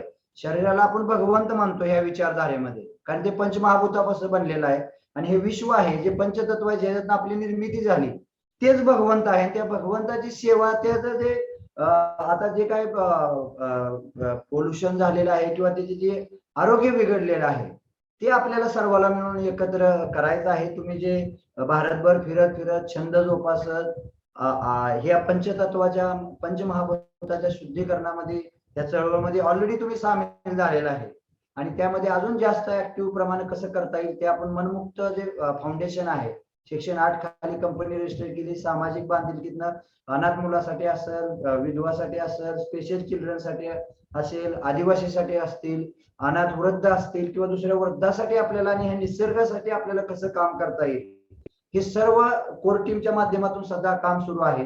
बऱ्याच जणांना आपल्याला कोर टीम मध्ये सुद्धा त्याचं रचना समजून आपल्याला सामील होता येईल आणि किंवा कोर टीम मध्ये सामील नसेल होत तर आपल्या मनमुक्त फाउंडेशनचं जे अकाउंट आहे, कुणी ज्ञानातनं, कुणी आर्थिक यातनं, कुणी प्रत्येक श्रमातनं, वेगवेगळ्या माध्यमातनं आपण सामाजिक बांधिलकीतनं हे सर्व आपण करू शकतो. तर आपल्याला सर्वाला मिळून हे करायचं आहे. तर तुमचं खूप खूप धन्यवाद, अभिनंदन. म्हणजे आता तुम्ही मनमुक्त फाउंडेशनचं तिथे स्क्रीनवर प्रफुल्ल शेअर केलेलं आहे आणि हे आनंदाची चळवळ आहे. ह्या जगातलं प्रत्येक कुटुंब आणि त्यांचे नातेवाईक ह्या चळवळीमध्ये सामील होऊन प्रत्येक क्षणाला आनंद घेता आला पाहिजे. आणि जसं तुम्ही लाईफ मधनं शेअर केलं, म्हणजे मला मी सांगतो 2003-4 ला राजेंद्र कुराडे ते नेहमी म्हणायचा, अरे तू रिटर्न भर, अकाउंटंट नेम, तू गाडी घे. मी म्हणायचं मला खर्चाला पैसे नाही, तू बचत ही कुठं सांगायला लागलाय, नियोजन कुठं सांगायला लागलाय. मला खायचे वांदे पडलेले. माझी त्यावेळची लँग्वेज आणि 2008 नंतर जे काय मी लँडमार्क वर्ल्ड वाईडचे कोर्स केले आणि स्वतःवर काम केलं, वाचन भरपूर केलं आणि ह्या गोष्टीची जाणीव झाली. म्हणजे माझ्या एक लक्षात आलं की आपण सहजासहजी कुणाचं ऐकत नाही, ऐकून आपल्याला वाटतं तेच करतो, आपलं व्यक्तिमत्व आहे तिथूनच पुढे जातो. परंतु ही जी नंतर सगळ्या गोष्टीची जाणीव झाली, अनुभव झाला, हे काही कुठलं वाचनातलं नाही, तुमच्या आमच्या आयुष्यातलं जे शेअरिंग आहे, व्यक्तिमत्वाचा अभ्यास करून जे बेसिक मन आणि मेंदू कसं काम करतं, आपल्या व्यक्तिमत्वावर त्याचा कसा परिणाम होतो, भूतकाळातल्या गोष्टीचा कसा परिणाम होतो आणि आपण असं का बनलो, ह्या सर्व गोष्टीतनं लहान मुलासारखं आपल्याला आयुष्य का जगता येत नाही हा प्रश्न पडला होता. त्याच्या शोधात मी होतो आणि ती शोध अजून चालू आहे आणि ती निरागसता, तो आनंद घेत घेत आपल्याला जेवढं समृद्ध होता येईल, आर्थिक दृष्ट्या असेल, मानसिक दृष्ट्या असेल, सामाजिक दृष्ट्या असेल, आणि हा विश्वाचा संसार आहे तो माझा संसार आहे समजून जर आपण काम करायला लागलो तर खूप मोठं ह्याच्यात परिवर्तन होणार आहे. सर, म्हणजे तुम्हाला एकच असेल की ह्या चळवळीमध्ये सामील होऊन आपलं जे काय विश्वाच्या कल्याणासाठी काम करायचं आहे आपण सगळे मिळून करूया. आणि हे सरासाठी नाही, जेवढे सहभागी झालेत नंतर युट्यूब किंवा वेगवेगळ्या माध्यमातून आपण ऐकणार आहात त्या माध्यमातून आपल्याला सर्व करायचं आहे आणि प्रपंच करत करत या विश्वाचा संसार करायचा. प्रपंच सोडून प्रपंच समृद्ध नसेल तर हा संसार समृद्ध होणार नाही. अशा पद्धतीने आपल्याला सर्वांना काम करायचं आहे. त्याच्यामुळे कुठल्याही माध्यमातून आपण या पद्धतीने पुढे जाता येईल. तुमचं खूप खूप धन्यवाद, कारण आयुष्यातलं पहिल्यांदाच तुम्ही शेअर करताय, स्वतःचं आयुष्य सांगताय, त्याला फार मोठं धैर्य लागतं. त्याबद्दल तुमचे धन्यवाद. प्रशांत टकलेचे तिथं एक महिला मला दिसते, तुम्हाला काही शेअर करायचं आहे का? अर्जंट आहे का सेशनच्या अनुषंगानं? सरांनी थोडा वेळ घेतला, त्यांच्या आयुष्यातलं सांगितलं, पण आपल्याला त्यातनं मिळणार आहे. आता जे राजेंद्रने बचत आणि जे काय 8 वेगवेगळे गोल सांगितले त्या अनुषंगाने किंवा पाठीमागचे तुम्ही सेशन प्रशांत टाकले तुम्ही बघितलेलं आहे, त्याच्यातनं तुमच्या आयुष्यामध्ये काय बदल झाला ते होय, होय. नाही का? माझं सारखं म्हणताय म्हणू नका. माझं म्हणताय त्याच्यामुळे बिझनेस वाढतोय, पैसा येतोय, निघून जातोय आणि तुम्हाला त्रास होतोय. तुम्ही ज्यावेळी होय, सर. आपलं किंवा विश्वाचं तुम्ही जे बिझनेस करताय त्याच्या खूप लोकांना त्याच्यातनं नोकरी मिळणार आहे, त्यांच्या कुटुंबाचा अर्थार्जन होणार आहे. त्याचबरोबर त्या बिझनेस मधनं जे तुम्ही प्रोडक्ट आणणार आहे आणि तुमचे ग्राहक जे घेणार आहेत त्यांना खूप समाधानाने एक दर्जेदार मिळणार आहे. ह्या Yes, yes. ठिकाणी ह्या भावनेतनं जर तुम्ही व्यवसाय करायला लागला तर ते व्यवसाय फ्लरिश होईल, समृद्ध होईल आणि त्यातनं तुम्हाला उत्पन्न बी मिळेल आणि ती उत्पन्न तुम्हाला स्थैर्य देईल. जी आर्थिक अस्थिरता जी मागे आली होती तर हे आपल्या व्यक्तिमत्वाचं, आपल्या विचाराचं आणि आपण जे विश्वाला मागितलं होतं तेच मिळालं होतं. माझा मी म्हणजे करा तुम्ही Yes, yes. स्वतःसाठी, कारण तुम्ही Yes, ह्या sir. गोष्टीचा विचार आणि त्या भावनेतनं ज्यावेळी करणार आहे तुमच्याकडे पैशाचा फ्लोच येत राहणार आहे आणि त्याच्यामधून जे तुम्ही काय करणार आहे आणि नंतर आल्यानंतरच्या प्रॉफिट मधला काय भाग आहे दातृत्वाच्या भावनेतनं आणि कृतज्ञतेच्या भावनेतनं तुम्ही ज्यावेळी तो वाटत राहाल आणि या विश्वाच्या कल्याणासाठी देत राहाल तेवढं तुमच्याकडे येत राहणार आहे. राजेंद्रने एक महत्वाचा मुद्दा अधोरेखित केला होता, माणसं जोडलेली संपत्ती. Yes. आता जे आपण लाईफ इज ब्युटिफुल माझ्या या माध्यमातून आपण जोडली ही आपली खूप मोठी श्रीमंती आहे. Yes sir. लहान मुलं, म्हातारी माणसं कुठेही ही घोषणा ऐकायला मिळते त्यावेळी तर हे आपलं आहे, ती आपलेपणाची भावना आहे आणि तुम्हाला खरोखर तणावातनं म्हटलंय खूप मुक्तता मिळते. परिस्थितीत काय बदल होत नाही. तुम्हाला जरा तणावातनं बाहेर आलं की काय करावं, सद्सद्विवेक बुद्धी जागेहून पुढे काय करावं याची होती. तर तुम्ही जे बी व्यवसाय सुरू करताय त्याच्या मागचा भाव विश्व कल्याणाचा किंवा जे ग्राहक आहे त्यांना समाधान आनंदाने किती दर्जेदार मिळणार आहे त्याच्यातनं जो आनंद मिळणार आहे तो तुमचा व्यवसाय आहे. Yes sir. तुमचा व्यवसाय पाईपचा नाही आहे. ऍट द सेम टाइम तो व्यवसाय तुमचा बी नाही. तिथे काम करणारा प्रत्येक कर्मचारी, प्रत्यक्ष रॉ मटेरियल सप्लायर करणारी जी व्यक्ती आहे हे तुमचे स्टेक होल्डर, ते मालक आहेत, संयुक्तिक मालकी आहे ती आणि तुम्ही त्यांचे पालक आहे. आणि ह्याच्यातनं जो पैसा आलाय तो ज्यावेळी आपण सामाजिक बांधिलकीतनं खर्च करू तो तुम्ही विश्वस्ताची भावना आहे. तर ह्या भावनेतनं जर आपण आपल्या माइंडला ट्रेन केलं त्या पद्धतीने जर आपण पुढे केलो, संकट येतील परंतु संकटामध्ये ही माणसं जोडणं ही एवढी मोठी संपत्ती आहे, आपल्याला ती पुढे तारून घेऊन जाते. या एवढ्या मोठ्या विश्वात हजारो लाखो करोडो माणसं असून जो आपल्याला एकटेपणा जाणवतोय, कुटुंबात भरपूर सदस्य आहे पण प्रत्येकाला वाटतं की माझं कोणी नाही, ही जी भावना आहे ही भावना आपल्याकडे अधोगतीकडे घेऊन जाते आपल्याला. तर त्यामधनं आपल्याला सर्व बघायचं आहे. पण तुम्ही जे काही मनापासून जे आहे ती परिस्थिती शेअर केली त्याबद्दल धन्यवाद. तुम्हाला अजून काहीतरी बोलायचं आहे थोडं सांगा फक्त. सर मी जसं आपलं वसुंधरा ही प्रदूषण मुक्त मी प्रोडक्ट वरतीच लक्ष ठेवलंय, म्हणूनच आम्ही इलेक्ट्रिकल हा ईव्ही सिस्टमचा बिझनेस केला. आणखीन आम्ही वर्ल्ड पोल्युशन कंट्रोल ची स्थापना केली फाउंडेशनची, की जेणेकरून आम्हाला खूप काही म्हणजे तुमच्या या माध्यमातून जसं तुमचं मुक्त फाउंडेशन आहे तर त्याच्यातून आम्ही प्रेरणा घेऊ. ते माझं नाही किंवा आमचं नाही, ते आपलं आहे. Sorry sir. आपलं म्हणा, लाईफ इज ब्युटिफुल आपलं मनमुक्त फाउंडेशन बी आपलं. त्याच्यामुळे तुम्ही श्रीमंत झाल्यावर पाहिजे तेवढं त्या अकाउंटला जमा करू शकता. Yes sir. तर त्याच्यामुळे सर हे अर्थतत्व आणि अर्थ साक्षरता हे दोन विषय तुमच्या अर्थस्वास्थ्यातून जे मला कळले तर माझ्या आयुष्याचे कितीतरी ब्लाइंड स्पॉट ओपन झालेले आहेत. आणि कदाचित आता मी सर मला म्हणजे निगेटिव्ह, नकारात्मक किंवा लॉस वगैरे हे अजिबात म्हणजे इथे अजिबात टच पण करत नाहीत काही थॉट्स. म्हणजे एवढं डिवाइन पॉवर सर माझ्याकडे सुरू झाले आहेत ते महाराजांची कृपा झाली तुमच्यावर. Yes. Thank you very much. Manisha Bhosale, Rajendra तुला काय बोलायचं आहे इंग्रज साहेब किंवा मनीषा भोसले मला वाटते. मनीषा एक 2 मिनिटात शेअर करशील का?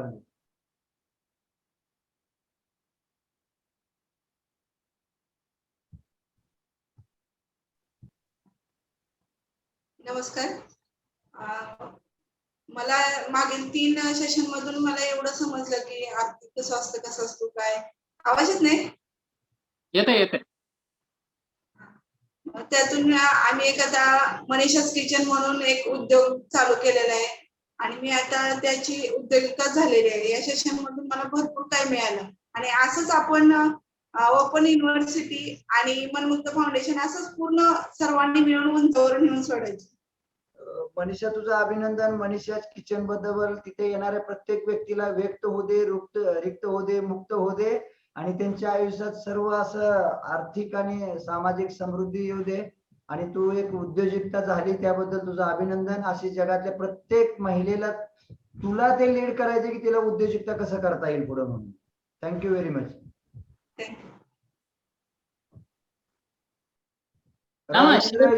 बघा हा इंग्रज साहेब. हो हो धन्यवाद कोराडे साहेब आणि नामदेव.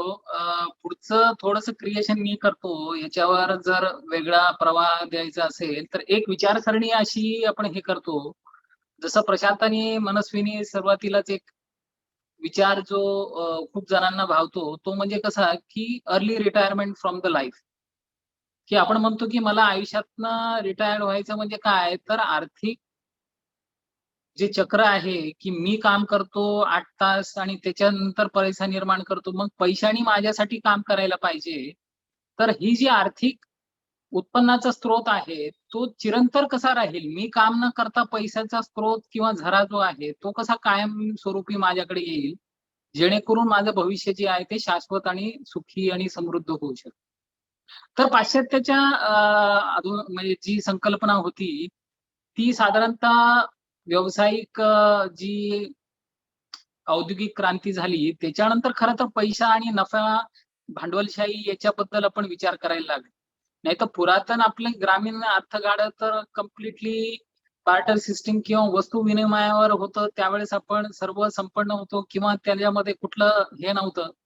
तर आता त्याबद्दलच ज्यावेळेस आपण आजच्या कालखंडामध्ये ज्यावेळेस विचार करतो तर का पैशासाठी एवढं सगळेजण बोलतायत, तर एक कारण त्याच्यामध्ये असं आहे की सर्वांचं या आधुनिक याच्यामध्ये लाईफ एक्सपेक्टन्सी किंवा जीवनाचा अपेक्षित कालावधी जो आहे तो मात्र खूप वाढलेला आहे. मग जगण्याचं समृद्ध कारण काय आहे की हसत जसं जन्माला आलो तसं एक दिवस एक्झिट पण होणार, पण हा जो मधला प्रवास आहे तो किती समृद्ध आणि आपलं अस्तित्व आपण किती परिणामकारक या मानव कल्याणासाठी अधोरेखित करतो. तर साधारणतः आपण जर पुरातन काळापासून आपण बाल्यावस्था, तारुण्यावस्था, मग गुरुकुलाश्रमच्या नंतर वृद्धाश्रम असे 4 टप्प्यांमध्ये त्याचं विभागीकरण करायचो. आता म्हणजे काय की साधारणतः जन्माल्यानंतर शिक्षण, शिक्षणानंतर नोकरी, नोकरीनंतर रिटायरमेंट किंवा शिक्षण, शिक्षणानंतर व्यवसाय, व्यवसायानंतर पोस्ट रिटायरमेंट लाईफ किंवा मुलांच्या कर्तृत्व पाहणं याच्यासाठी. पण हे सर्व पाहत असताना जीवनातला जेवढा काळ आपण व्यवसायामध्ये किंवा जेवढा काळ आपण शिक्षणामध्ये किंवा नोकरीमध्ये घालवतो तेवढाच काळ मित्रांनो आपल्याला सेवानिवृत्तीनंतर किंवा एका ठराविक कालावधीनंतर आपल्या बकेट लिस्ट ज्याला म्हणतो किंवा राहिलेल्या अपेक्षा ज्या आहेत किंवा आकांक्षा आहेत, जे परतीकरण करायचं आहे. प्रत्येक मानवाला असं वाटतं की मी जेवढं घेतलेलं आहे तेवढंच मला जेवढं रिपेमेंट पण करायचंय किंवा ह्या समाजाला मला परत द्यायचं पण आहे. तर याच्यासाठी तेवढाच कालावधी आपल्याला अस्तित्व जगवायचं आहे. साधारणतः ॲव्हरेज लाईफ एक्सपेक्टन्सी आपण जे म्हणतो ती 80च्या पुढे आता गेलेली आहे. तर हा जगण्याचं समृद्धीकरण कसं करता येतो, तर बरेचदा या ह्याच्यामध्ये एक संवाद मी असा हे करतो की त्याच्याबद्दल आम्ही काही एक्सपर्ट नाहीये किंवा हे नाहीये, पण एक दृष्टिकोन देऊन की किती समृद्ध आर्थिक जीवन आपण करू शकतो त्याच्याबद्दलची ही विचार मांडणी आहे. मग दुसरा विचार काय म्हणतो की ज्या मानसिक जडणघडणामध्ये मी मध्यमवर्गीय कुटुंबामधून आलो तिथे म्हणजे कसं की आपलं आर्थिक संभाषण माझं एकदम कन्फ्युजिंग होतं. म्हणजे कन्फ्युजिंग म्हणण्यापेक्षा काय तर पॅराडॉक्स सिस्टीम मध्ये मी वाढलो. कसं तर परस्पर विरोधी विचारसरणीमध्ये माझी कुचंबना व्हायची. मग लहानपणी सांगायचं की एक विचार असा होता की पैसा वाईट आहे आणि श्रीमंत लोक वाईट असतात, मग त्याच्यामध्ये हे नको होतं. मग पण पैसा तर दुसरीकडे एक म्हटलं की पैसा वाईट आहे, पण सगळ्या ह्याच्यासाठीच पैसा लागतो. पैसा खुदा आहे, पैसा ही आहे, पैसा वो आहे, पैसा सब कुछ आहे. मग ह्या 2 विरोधी टोकांमध्ये मी विभागला गेलो. काय निवडायचं, कसं निवडायचं. मग दुसरी विचारसरणी काय झालं की कर्ज घेणं वाईट आहे. कारण कर्जाच्या ज्या कालखंडामध्ये मी 70-75च्या दशकामध्ये माझं बालपण गेलं त्याकडे सावकारी आणि जी परंपरागत कर्ज सिस्टीम होती त्यामध्ये एकदा कर्ज गेलं की वेठबिगार होणं, त्याचं आयुष्य पूर्ण त्या कर्ज फेडण्यामध्ये जायचं, त्याची शेती नावावर करून घेतली जायची, मग तो त्याच्यातून बाहेर पडायचा. पण आधुनिकीकरण आणि जसं जसं खुली बाजारपेठ आली आणि तसं आता कर्जाचे दर जसे जसे स्वस्त घेतले, तसं आता होतं की मग भौतिक संसाधनासाठी कर्ज घेणं किंवा पैशासाठी कोणासाठी मागणं, कर्ज काही वाईट नाहीये. मग या दोन्हीमध्ये परत विभागला गेलो. दुसरं एक मानसिकता माझ्यामध्ये जी माझी विचारधारणा होती, गरिबी हा रोग आहे. की जसं वाटलं की गरीब म्हणजे काय, एकदम आपल्याला रोग झाल्यासारखं, की मग तिथे सगळ्या व्याधी येणार तुम्हाला. मग सामाजिक तुमचा दृष्टिकोन जातो, कॉन्फिडन्स जातो, वेगवेगळे आजार होतात, हे होतात. आणि श्रीमंती, मग दुसरं मत काय म्हणायचं, चला एक्स्ट्रीम टोक, की श्रीमंती तुम्हाला आळशी बनवते. मग ह्या दोन्ही टोकांमध्ये कुठलं हे आहे, मग या संभ्रम अवस्थेमध्ये गेलो. तर पैशाची सोंग आणता येत नाही, ही एक विचारसरणी होती. आणि पैसा विनिमयाचं साधन आहे, हे एक साधं असं शिक्षण पण सांगायचं. मग या सगळ्या विचारधारांमध्ये जी परस्पर विरोधी विचारसरणी माझी होती ना, मग त्याला कुठेतरी क्लॅरिटी आणणं, की मग याच्यामधलं जसा महाभारतातल्या युद्धामधला अर्जुन होणं म्हणतो, मग कुठला तरी सारथी लागतो. मग हा सारथी म्हणजे काय, तर कुणीतरी आर्थिक गुरु तुम्हाला पाहिजे असतो, की जो तुमच्या या मार्गावर तुम्हाला एक स्पष्ट भूमिका किंवा एक स्पष्ट कॉन्टेक्स्ट देऊ शकतो, की काय तुमची लाईफ प्रिन्सिपल असायला पाहिजे. बरेचदा पैसा किती असणं यापेक्षा पैसा कसल्या मार्गाने मिळवतो, तुम्हाला आत्मिक समाधान देतो का, ह्या खूप गोष्टी मान्य करतात. हे होतात, की ह्या लिगॅलिटी ऑफ प्रोफेशन, म्हणजे मला दारूच्या व्यवसायातून किती पैसा आला याच्यापेक्षा मी माझ्या कर्तृत्वावरून, कलेवरून जर कमवत असेल, तर मला त्याच्यामध्ये जास्त समाधान वाटतो. काही जणांना या कसल्या मार्गाने येतो त्याच्याबद्दल जर स्वारस्य नसेल, तर मग मात्र रिस्क फॅक्टर, त्याच्यामध्ये जी जोखीम ज्याला म्हणतो, की कितीही कमवल्याच्या नंतर जी अतृप्ततेची भावना येते, ती कुठेतरी आपण त्याला सेटल नसतो, की जो पैसा माझ्याकडे येतो तो कसा येतो हे होतं. मग ह्या संभ्रम अवस्थेमध्ये ज्यावेळेस पैशाशी माझं नातं जे आहे हे संभ्रम किंवा पॅराडॉक्स मध्ये असतो, मग यातल्या या अर्जुनाला दाखवणारा सारथी काय आहे, हे प्रत्येकाने विचार करायला पाहिजे, की मला माझ्यातले पॅराडॉक्स किंवा परस्पर भिन्न काय विचारसरणी आहे. मग याच्यावर जर आपण हे बघितलं, मग याच्यातून फिअर येतो, की माझं पैशाबद्दलची एक ना भीतीयुक्त धारणा होती, की खूप पैसा असणं वाईट आहे. मग पैसा असला तो बाळगणं, कुणीतरी म्हणतं पैसा हा जीवन सापासारखा आहे, धरता येत नाही, सोडता येत. मग त्याच्याबद्दलची आहे ना आपण अनाकलनीय विपरीत धारणा करत असतो. खरं जर पाहिलं तर तो माझं एक रिसोर्स आहे. रिसोर्स कसा आहे तो, तर रिसोर्स प्रवाही आहे, इलेक्ट्रिक करंट सारखं. तो अनावधानाने मी सोडला तर मला शॉक तो पण देऊ शकतो. मी जागरूक राहिलो आणि त्याचा जर उपयोग क्रियाशीलपणा केला, तर माझ्यासाठी तो ऊर्जा निर्माण करू शकतो. तर या रिसोर्सेसला जितक्या सतर्कतेने, जितक्या जागरूकपणे, जितक्या जाणीवपूर्वक आपण त्याचा उपयोग करून घेऊ, तर मित्रांनो हा रिसोर्सच तुमच्यासाठी नंतर कालांतराने काम करेल. आणि जसं प्रशांत म्हणत होता, की अर्ली रिटायरमेंट फ्रॉम लाईफ जी आहे, हा पैसा तुम्हाला देऊ शकतो, जर तुम्ही आपण चतुरपणे, खूप वाजवीपणे त्याला हे केलं. आता आपण पाहू, की या पॅराडॉक्स मधून बाहेर पडण्यासाठी काय तंत्र असू शकतं. मग ज्याला आपण म्हणतो, की लँडमार्क सारख्या ज्या इन्स्टिट्यूट आहे त्याच्यामध्ये जसे डिस्टिंक्शन शिकवले जातात. ही डिस्टिंक्शन्स म्हणजे काय, की अशी काही स्त्रोत आहेत, की अशा काही प्रिन्सिपल्स आहेत, की जी इंगळेनी वापरली, नामदेवनी वापरली, कुराणीने वापरली, काटकरनी वापरली, मुक्तानी वापरली, कोणीही जरी वापरलं तरी त्या मार्गाने ती प्रोसेस आहे. त्या प्रोसेसमध्ये रिझल्ट मात्र युनिव्हर्सल आहे. मग हे काय प्रिन्सिपल आहेत, जसं कुराणीने 8 टप्पे सांगितले गुंतवणुकीचे, की राईट फ्रॉम असेसमेंट टू त्याचं इव्हॅल्युएशन पर्यंत. तसं हे डिस्टिंक्शन्स पण आपण बघूया. मग काय डिस्टिंक्शन असू शकतात, तर हे मी माझेच तयार केले माझ्या अनुभवात. आपण बघूया की हे कसे इतरांना पण उपयोगी ठरू शकतात. तर पहिला डिस्टिंक्शन याच्यामध्ये येतो तो म्हणजे प्लॅनिंग. असं म्हणतात की every bit of your planning तर saves your sweating in your planning saves blood in the war. म्हणजे जेवढं आपण युद्धामध्ये जसं युद्धनीती करतो तसंच तुम्हाला तुमच्या आर्थिक याच्यासाठी नियोजन करावं लागतं. मग अर्ली बरेचशी पुस्तकं जी आहेत फायनान्शियल प्लॅनिंग बद्दलची, rich dad poor dad, Robert किओस्कीचं एक पुस्तक आहे ज्याच्यामध्ये तो सांगतो की माझ्या आर्थिक गुरु जो आहे त्याला मी रिच डॅड म्हणतो आणि जो माझा जो खरा पिता आहे त्याला पुअर डॅड म्हणतो. कारण पुअर डॅड त्याला कायम नेहमी त्याला अकॅडमिक शिक्षणाबद्दलचा जोर द्यायचा, तू हे शिक ते शिक. पण रिच डॅड जो आहे तो त्याला आर्थिक गुणवत्तेबाबतचं शिक्षण द्यायचं. मग त्यातलं सगळ्यात मोठं शिक्षण काय आहे, तर जितक्या लवकर तुम्ही गुंतवणुकीबद्दल, आर्थिक बचतीबद्दल, आर्थिक शिस्तीबद्दलचं शिक्षण घेता, ते प्लॅनिंग खरं तर तुम्हाला सुरुवातीच्या काळापासूनच त्याला यायला पाहिजे. मुलांना जसं आपण लहानपणी किंवा कुठलंही आमिष दाखवताना हे चांगलं काम केलं तर तुला चॉकलेट देईल, हे देईल, या आमिषांपेक्षा त्यांनी जर क्रिएटिव्हली काही बचत केली, काही हे केलं, तर मला वाटतं ही आपणच पालक म्हणून जी आहे ही जोपासना त्यांच्यामध्ये आर्थिक नियोजनाची सुरुवातीपासून करू शकतो. वॉरन बफेट किंवा इतर जी आज जग श्रीमंत फोर्डच्या 100 रिचेस्ट लाईफ पर्सन्स मधले जे आपण व्यक्तिमत्व बघतो, ही गेल्या 15 वर्षामध्ये आज उदयाला आली आहे.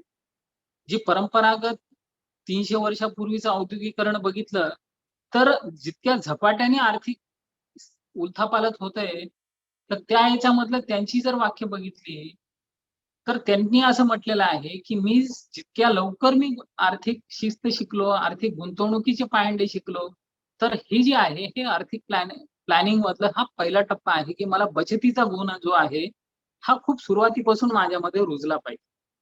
दुसरं डिस्टिंक्शन काय आहे की हे डिस्टिंक्शन जर आपण फॉलो केले तर मला वाटतं सगळ्यांनाच या पॅराडॉक्स मध्ये न राहता एक कॉन्टेक्स्ट मिळेल की आपण कशासाठी पैसा निर्माण करायला.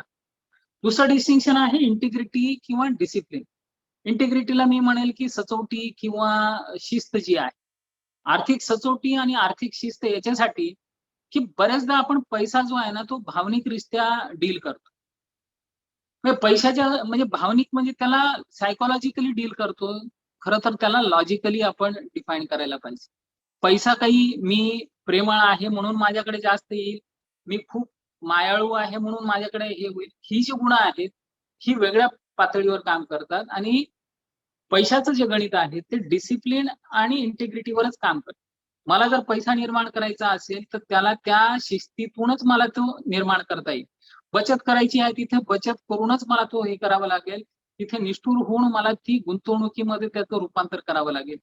ती गुंतवणूक मग मला जर त्या हे करायचं असेल तर अशा गोष्टींमध्ये माझी ती शिस्त मला ती चिरंतरपणे मग सिस्टमॅटिक इन्व्हेस्टमेंट प्लॅन असेल, मंथली रिकरिंग डिपॉझिट असेल, याच्यासाठी मला कितीही अडचण आली किंवा काही जरी असलं तरी मी ती भावनेपोटी त्याला न जाता मग ती इंटिग्रिटी मध्ये मी ती गुंतवणूक करेन. तिसरं आहे तो म्हणजे कम्युनिकेशन किंवा निगोशिएशन स्किल. प्रत्येक गोष्ट जी आर्थिक याच्यामध्ये असते ती तुमचं संभाषण कसं आहे, मी निगोशिएशन कसे करतो, मला एखादी मागणी किंवा आर्थिक प्रश्न काय आहेत, कधी मुबलकता येते तर कधी न्यूनता येते, त्या न्यूनतेवर मात करायची आणि संपन्नता आल्याच्या नंतर तिथं न बिथरता त्याच्यावरचा मार्ग काय आहे हे मला कसं समृद्धपणे करता येतं, हे निगोशिएशन स्किल्स माझ्या संभाषणातनं आलं तरच मी त्याच्यावर करून जातो. मला गरज पडली तर मी मागू शकतो का, आणि माझ्याकडे मुबलक झालं तर मी ते देऊ शकतो का. तर हे निगोशिएशन खूप हे आहे. आपण वाटाघाटी म्हणतो ती फक्त काही भाजीवाल्याकडे जाऊन तो त्याच्याशी घासाघीस करणं एवढ्या पुरतं नाहीये. पण मी घर घेत असेल, कुठे इन्व्हेस्टमेंट करत असेल तर त्या ठिकाणी माझ्या ज्या गरजा आहेत त्या ठिकाणी मी संभाषण करतो का, की माझ्याकडे एवढे पैसे आहेत पण मला हे घर घ्यायचं आहे तर त्यासाठी मी काय करू शकतो. मित्रांनो, घर घेत असताना बरेचदा आपण मराठी माणसाची मानसिकता किंवा माझी जी मानसिकता अशी होती की जर 50 लाखाचं घर असेल तर मी ते स्वप्न सुद्धा बघायचो नाही जोपर्यंत माझ्याकडे 25 लाख जोपर्यंत मी स्वतः जमा करत. पण मला ते स्वप्न किंवा प्रत्यक्षात आणण्याचं जेव्हा मी माझ्या मित्रांचं जी एका बिझनेस कम्युनिटीमध्ये त्यांची मानसिकता शिकलो ती म्हणजे नेगोशिएशन स्किल्स. की माझ्याकडे 1 लाख रुपयाचं आहे पण मी बिल्डरकडे जाऊन म्हणतो का की तुला माझ्यासाठी टाइम हे कर किंवा पैसा किती आहे त्याची इन्स्टॉलमेंट मला पाहिजे. तर हे निगोशिएशन स्किल्स मी ज्या दिवशी शिकायला लागलो त्या दिवशी माझ्याकडे तो आर्थिक संपन्नतेची जी एक हातोटी आहे ती मला सापडली. चौथी आहे ऍक्शन.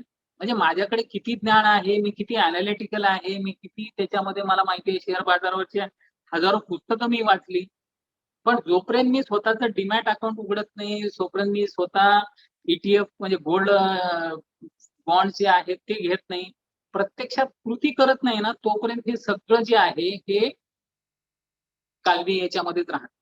मग कृती घेण्यासाठी सगळ्यात मोठं याच्यामध्ये धाडस काय आहे, तर तुमच्यामधला रिस्क बिअरिंग ॲबिलिटी. म्हणजे जी कॅल्क्युलेटेड रिस्क ज्याला म्हणतो आणखीन की कॅल्क्युलेटेड जोखीम घ्यायची आहे ती मला. तर ह्या ऍक्शन्स मध्ये जे आहे आपण की रिस्क मध्ये असं म्हणतात की ज्ञानापेक्षाही आहे ना बोल्डनेस आर्थिक जगतामध्ये खूप सारं काम करत. की मी खूप लर्नेड पर्सन आहे, मी एक्सपर्ट आहे त्याच्यामध्ये, पण एखाद्या टॅक्स कन्सल्टंट पेक्षाही जज पेक्षाही वकील का जास्त हे करतो, तर तो रिस्क हे करत असतो. जितकी रिस्क बेअरिंग ॲबिलिटी याच्यामध्ये आहे तर ती आपण हळूहळू आपले मसल्स जे आहेत किंवा माझी जी क्षमता आहे ती जोखीम घेण्यामध्ये मी ती वाढवू शकतो. पाचवं डिस्टिंक्शन याच्यामध्ये आहे क्रिएटिव्हिटी, कोलॅबरेशन किंवा कोऑपरेशन. की मी किती क्रिएटिव्हली याच्यामध्ये वेगवेगळ्या गोष्टींना पाहू शकतो.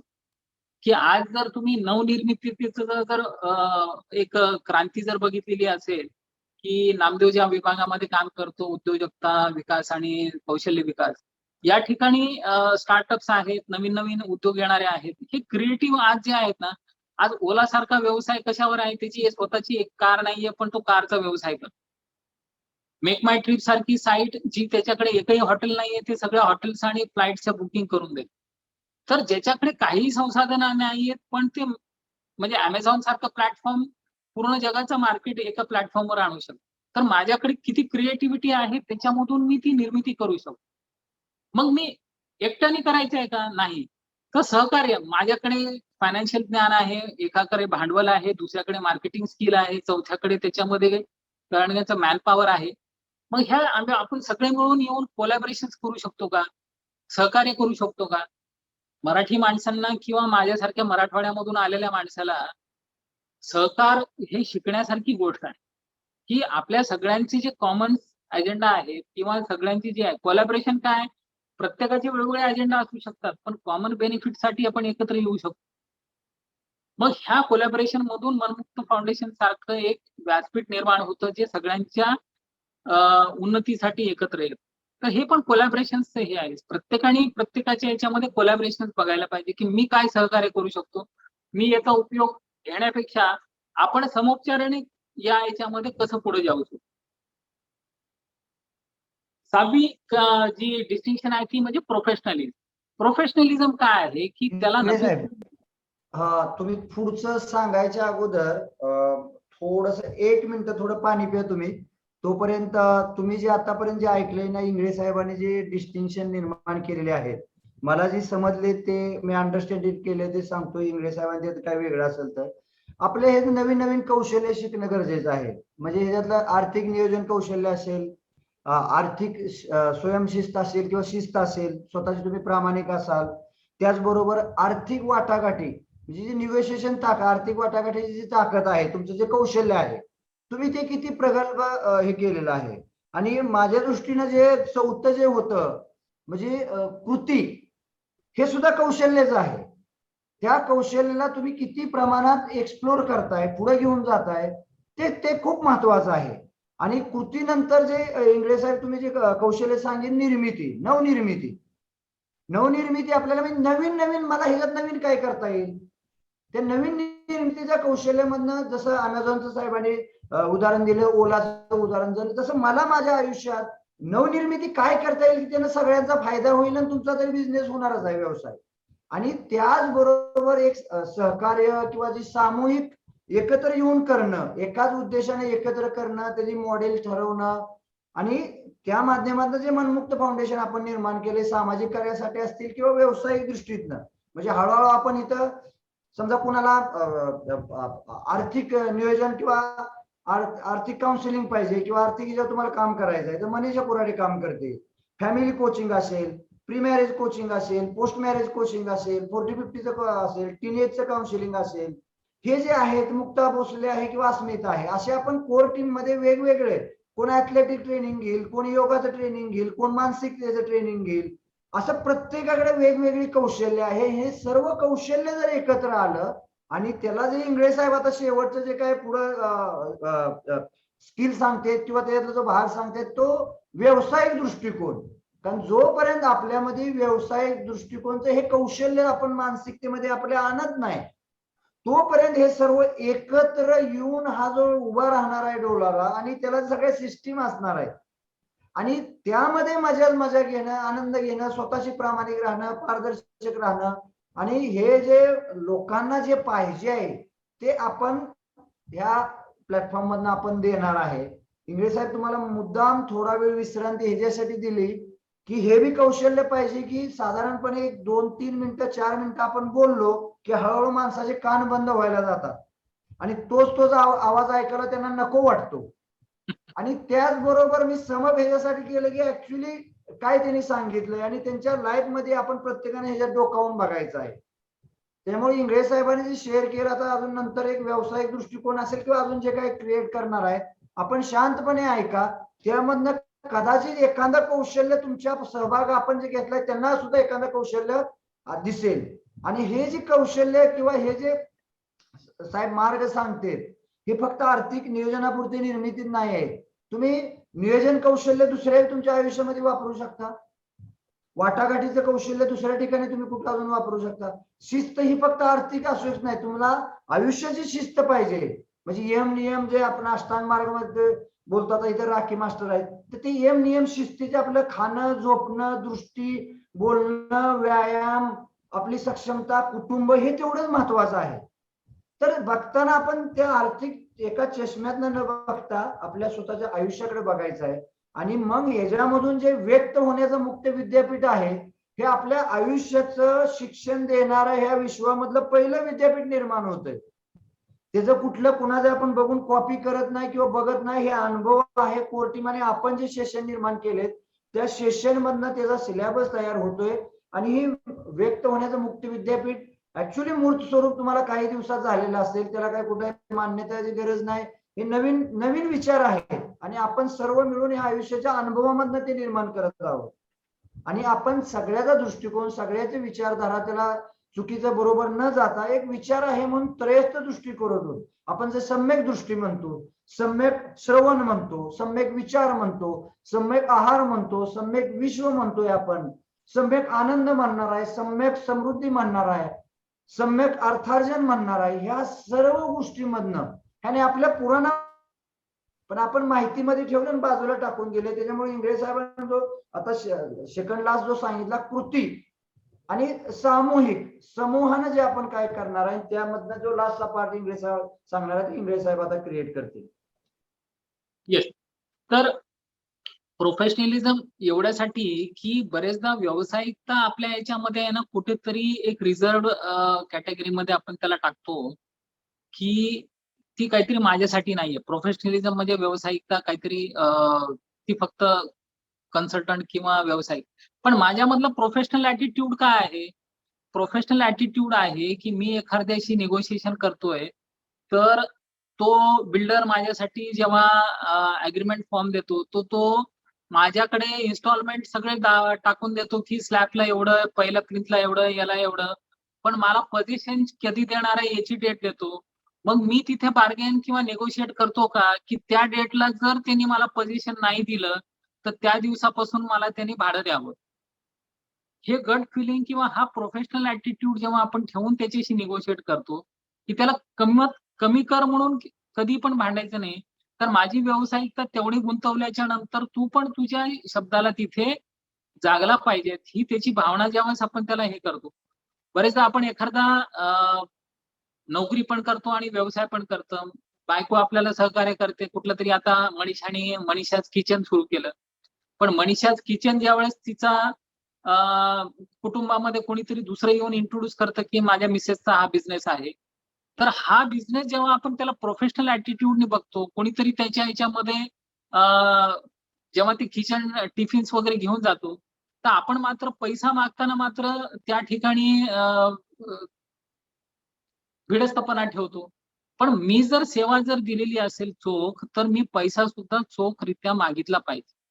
तर ही प्रोफेशनल ऍटिट्यूड, मी जितक्या दर्जेदार सेवा देतो, तितकी दर्जेदार माझं पेमेंट सुद्धा त्याच वेळेवर मला मिळायला पाहिजे, हा माझा हक्क जागृत करणं, हा प्रोफेशनल ऍटिट्यूड आहे. त्यामध्ये संभ्रम अवस्था कुठलीच न ठेवणं, ही मला वाटतं प्रोफेशनलिझम आहे, ती व्यावसायिकता आहे.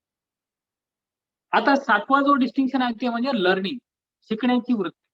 म्हणजे मी कुठल्याही, म्हणजे अंबानी असेल किंवा हे असेल, मी ज्यावेळेस मंत्रालयात काम करत असतो, हाऊसिंग डिपार्टमेंटमध्ये हिरानंदानी ग्रुपचे नंदानी साहेब, हिरानंदानी साहेब यायचे किंवा वेगवेगळे व्यावसायिक, बिल्डर व्यावसायिक, हे त्यांच्या क्षेत्रामधले दिग्गज माणसं सुद्धा आहे ना, वेगवेगळ्या कायद्याचा अभ्यास, वेगवेगळ्या शासकीय प्रक्रियांचा अभ्यास, याच्यासाठी इतक्या शिस्तबद्धरित्या ते हे करायचं. तर ती शिकण्याची वृत्ती मला खूप भावायची, की ते कधी असं स्वतःला त्यांना वाटलं नाही की नाही नाही, मी या स्टेजला पोहोचलोय तर मला आता काही शिकण्याची गरज नाही. मग हे प्रत्येक क्षेत्रामध्ये आहे. म्हणजे संगीतातला उस्ताद सुद्धा नवीन क्रिएशन ज्यावेळेस बघतो, त्यावेळेस तो कानाला हात लावून त्याची दाद देतो. अब्दुल कलामजी प्रत्येक विद्यार्थ्यांकडनं शिकायचे. अमिताभ बच्चन सुद्धा अजूनही केबीसीच्या प्लॅटफॉर्मवरून कोणाचं नवीन संभाषण ऐकतो, तो तिथे दाद देतो आणि शिकतो काहीतरी. सचिन तेंडुलकरही आज त्याच्या शेवटच्या करिअर पर्यंत, शेवटच्या इनिंग पर्यंत तो शिकत होता. तर ही जी शिकण्याची वृत्ती आहे, मला मग ती कुठल्याही क्षेत्रात, पण आर्थिक याच्या बाबतीमध्ये शिकण्याची गोष्ट प्रत्येक ज्या व्यक्तीला आपण बघतो. मग मी एखादा मारवाडी मित्र भेटला, त्या व्यावसायिक मित्रांकडनं, Parsi community, Gujarati community, Bohra community, यांच्याकडनं आर्थिक शिस्त किंवा त्यांचा आर्थिक प्रगल्भता जी आहे, ती शिकण्याची गोष्ट आहे.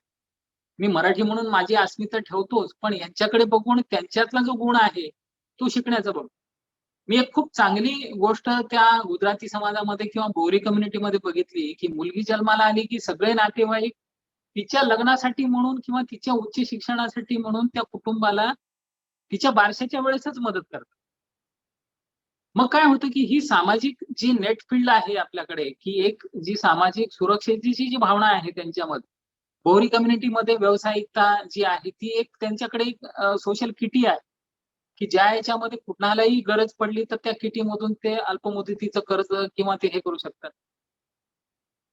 आणि 8वा जो डिस्टिंक्शन आहे तो म्हणजे सगळ्यात हे, की the moment you give, how much you give depends upon how much you receive. माझ्याकडे अबंडन्स किती आहे, मी किती देतो, त्याच्यावरच माझ्याकडनं येण्याचं प्रमाण आहे.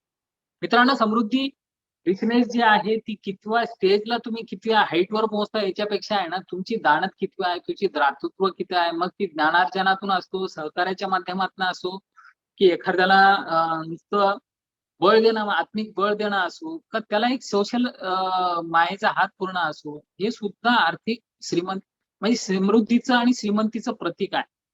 माझ्याकडे मुबलक झाल्याच्या नंतर मी निसंकोचपणे सांगणं की नाही माझ्याकडे आहे, तू घे, गरज लागली नसेल तर माझ्याकडे कुणाला तरी हे आश्वासक हात देणं, मला वाटतं हा मानवाच्या सृजनात्मक याच्यामधला खूप चांगला टप्पा आहे. समूहानं राहणं, ह्युमन बिईंग्स ज्याला म्हणतो आपण, हे बिईंगनेस याच्यामध्ये येतं, की मानवाला, मला वाटतं आज तुमच्या माझ्यासारख्या सगळ्यांना जी आहे, आजच्या जगण्याची भ्रांत कुणालाच नाहीये. मित्रांनो, जेलमध्ये सुद्धा 2 वेळेचं जेवण किंवा एखाद्या आश्रमात किंवा एखाद्या शिखाच्या तुम्ही लंगरमध्ये जाऊन 2 वेळेचं जेवण आपल्याला कुठेही मिळू शकतं. पण मला खरा आनंद मिळतो, मानवाची उत्क्रांती त्या एका गुणामध्ये आहे, की मला द्यायला आवडतं, मला माझ्या समाजाला, माझ्या कुटुंबाला, माझ्या देशाला, माझ्या विश्वाला द्यायला मला आवडतं. आणि हे जितकं मी अंडरलाईन करतो, तेवढं माझं जे जन्मापासून ते मृत्यूपर्यंतचे जे 2 डेट्स लागणार आहेत, त्यामधला हा जो प्रवास आहे, मी तितकाच वैविध्यपूर्ण आणि संपन्न करू शकतो.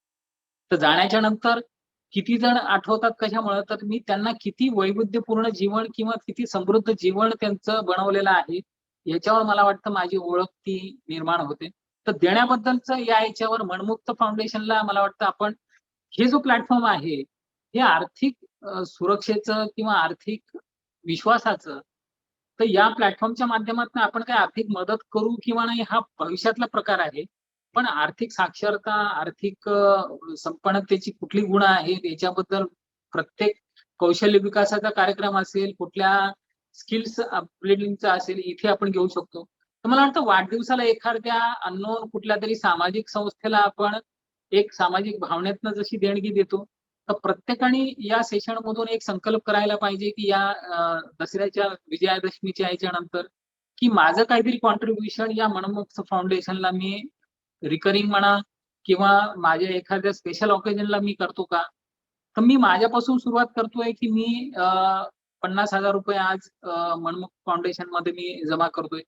तर हे प्रत्येकाने म्हणजे त्यांच्या त्यांच्या क्षमतेनुसार मग ते दर महिन्याला 100 रुपये असो का 1000 रुपये असो, तर हे दातृत्व मी ज्यावेळेस दाखवतो एखाद्या संस्थेबद्दल एखाद्या याच्यात, कारण ही त्याच याच्यामधून त्याच भावनेतनं माझ्यासारखे हजार संजय या याच्यातून निर्माण होणार आहेत. नामदेव जो करतोय की नामदेव तो स्वतःच्या याच्यासाठी नाही, तर नामदेव हे काही एका व्यक्तीचं नाव नाहीये किंवा ते एका डिस्टिंक्शन मधून आपण त्या विचारसरणीचा समाज सुरू करतो. आज पैसा एखाद्याकडे कार आली किंवा हे झालं तर आपण मात्र कुत्सिकतेनं बोलतो की नाही त्याच्याकडे काहीतरी वेगळं साधन असेल म्हणून हे. पण कौतुकासाठी की नाही, माझ्या मित्राकडे BMW कार आहे, माझ्या मित्र आज एका कंपनीचा हे आहे, आज काटकर साहेब एका मल्टीनॅशनल कंपनीमध्ये काम करत आहेत, मला अभिमान वाटतो. एक बिपिन जगताप माझे आहे जो सामाजिक चळवळीने हजारो ग्रामीण यंत्रणेला तो सांभाळतो, तो अभिमानास्पद वाटतो. एक राणे जो आहे तो सृजनात्मक नवीन व्यवसाय काहीतरी सुरू करतो, त्याच्यामध्ये अभिमान वाटतो. अशोक पाताळी सारखा प्राध्यापक विद्यार्थ्यांना घेऊन कुठेतरी तो उभा राहतो आणि नवीन याच्यासाठी उभा राहतो. त्यावेळेस हा समाज त्याच्यासाठी आहे. काटकर साहेबांनी जी एक चळवळ फिटनेस मध्ये हे केली, कोणीतरी मला सांगतं की नाही आमच्या कल्याणमध्ये काटकर साहेब आहेत ते पळण्यामध्ये हे करतात, की बीजापेक्षाही झाड जेव्हा मोठं होतं तेव्हा त्याचं वैभव लक्षात येतं की नामदेवनी कुठेतरी सांगितलं आणि तो काटकर तिथे 200 लोकांसोबत वाढदिवस साजरा करतो. आणि तिथे त्या याच्यामधली जी चळवळ आहे की ही चळवळ मला भावते की रात्रीच्या पार्टीपेक्षा मग मॉर्निंग पार्टीज ह्या ज्यावेळेस वाढायला लागतात, तर ही खरं तर नव्या उदयाची चाहूल आहे. आर्थिक संपन्नता मला त्या रात्रीच्या पार्टीसाठी नको आहे. या याच्यामधून तो आता कुठेतरी त्या माणगावमध्ये सगळ्यांकडनं सीताफळाची बिया किंवा वेगवेगळ्या फळझाडांच्या बिया गोळा करतो. प्रत्येक जण फळ काढल्याच्या नंतर माझी बायको धुवून ती ठेवायला लागते, कुठेतरी काटकरला द्यायचे. तर ही कुठेतरी माझ्यापेक्षाही कोणीतरी दुसऱ्यासाठी ज्यावेळेस आपण करतो, मित्रांनो, ही खारीचा वाटा जो आहे ना तो खूप भावतो. तुम्ही पैसे द्या, अगर कृतीतून द्या, हे दान जे आहे ना हे फक्त काही त्या पैशातून नाहीये, विचाराचं दान आहे. विचार धन, भावनिक धन, कृती धन, ह्या वेगवेगळ्या धनाच्या परिभाषा आपण आता इव्हॉल्व्ह करतो. हे समाज मला भावतोय, या समाजासाठी एकत्र करणं गरजेचं आहे. माझ्या एकटं श्रीमंत झालो मी कुठतरी एखाद्या डेस्टिनेशनला गेलो, एकट्याच टाळ्या वाजून माझ्या आनंदाला काही होत नाही. जेव्हा मी करेल की माझ्या समूहामधले मी 50 जणांना सोबत घेऊन जाईल, तिथे मी कैलास मानसरोवरची यात्रा करेल किंवा त्यांच्यासोबत मी एक मला जे भावतं नर्मदा परिक्रमा या सगळ्या समूहासोबत करेल, खरंच त्या आनंद त्यावेळेस आहे की त्या समूहासोबत मी ज्यावेळेस कुठल्या जल्लोषामध्ये कुठल्या याच्यामध्ये हे करेल, तर तो आनंद जो आहे तो यापेक्षाही 1000 पटीनं मी तो उपभोगू शकेल. तर या कॉन्टॅक्टसह मी थांबतो. मला संधी दिली त्याबद्दल आयोजकांचे धन्यवाद. खूप खूप आभार. आणि ज्यांना कोणाला याच्याबद्दल इन्स्पिरेशन घेऊन शेअर करायचं असेल तर मला वाटतं त्यांनी शेअर करा. इंगळे साहेब आणि राजेंद्र तुमच्या दोघांचे खूप खूप अभिनंदन आणि धन्यवाद. आणि संधी काय तुम्हीच निर्माण केलेली आहे आणि इथं कोण आयोजक नाही, काही नाही, आपणच सगळे आयोजक आहे. आपल्याला सर्वजण आपणच पुढे घेऊन चाललेलो आहे. इंगळे साहेब आणि राजेंद्र जे काही निर्मिती आतापर्यंत 4 सेशन मधली केली, आता आपल्याला हा शेअरिंग आहे. आपल्याला एक शॉर्ट मध्ये तुम्ही काय घेतलं, अनुभव जास्त न सांगता, आणि तुम्ही तुमच्या आयुष्यात किती आर्थिक समृद्धी निर्माण करणार आणि त्याचबरोबर दातृत्व काय करणार तुम्ही ते ठरवा. तुम्ही काय मनमुक्त फाउंडेशनला द्यावं असं काय नाही. हे जे उद्देश आहे त्या उद्देशाला तुम्ही करू शकता, अजून कुठल्या माध्यमातून देऊ शकता. आणि ह्या फक्त आपण एकत्र येऊन लाईफ इज ब्युटिफुल माझ्या माध्यमातून एकत्र आलो आणि हे जे काय कुठं होणार आहे पुढे ते विश्वास हा फार महत्वाचा आहे. त्या दृष्टीने तुम्ही स्वतःला आयुष्यात मर्यादित ठेवू नका. म्हणजे तुमच्या आयुष्यात आर्थिक समृद्धी किंवा हे सेशन मधून तुम्हाला काय मिळालं, तुम्ही काय निर्माण करणार आहे हे तुम्ही शेअर केलं तर बरं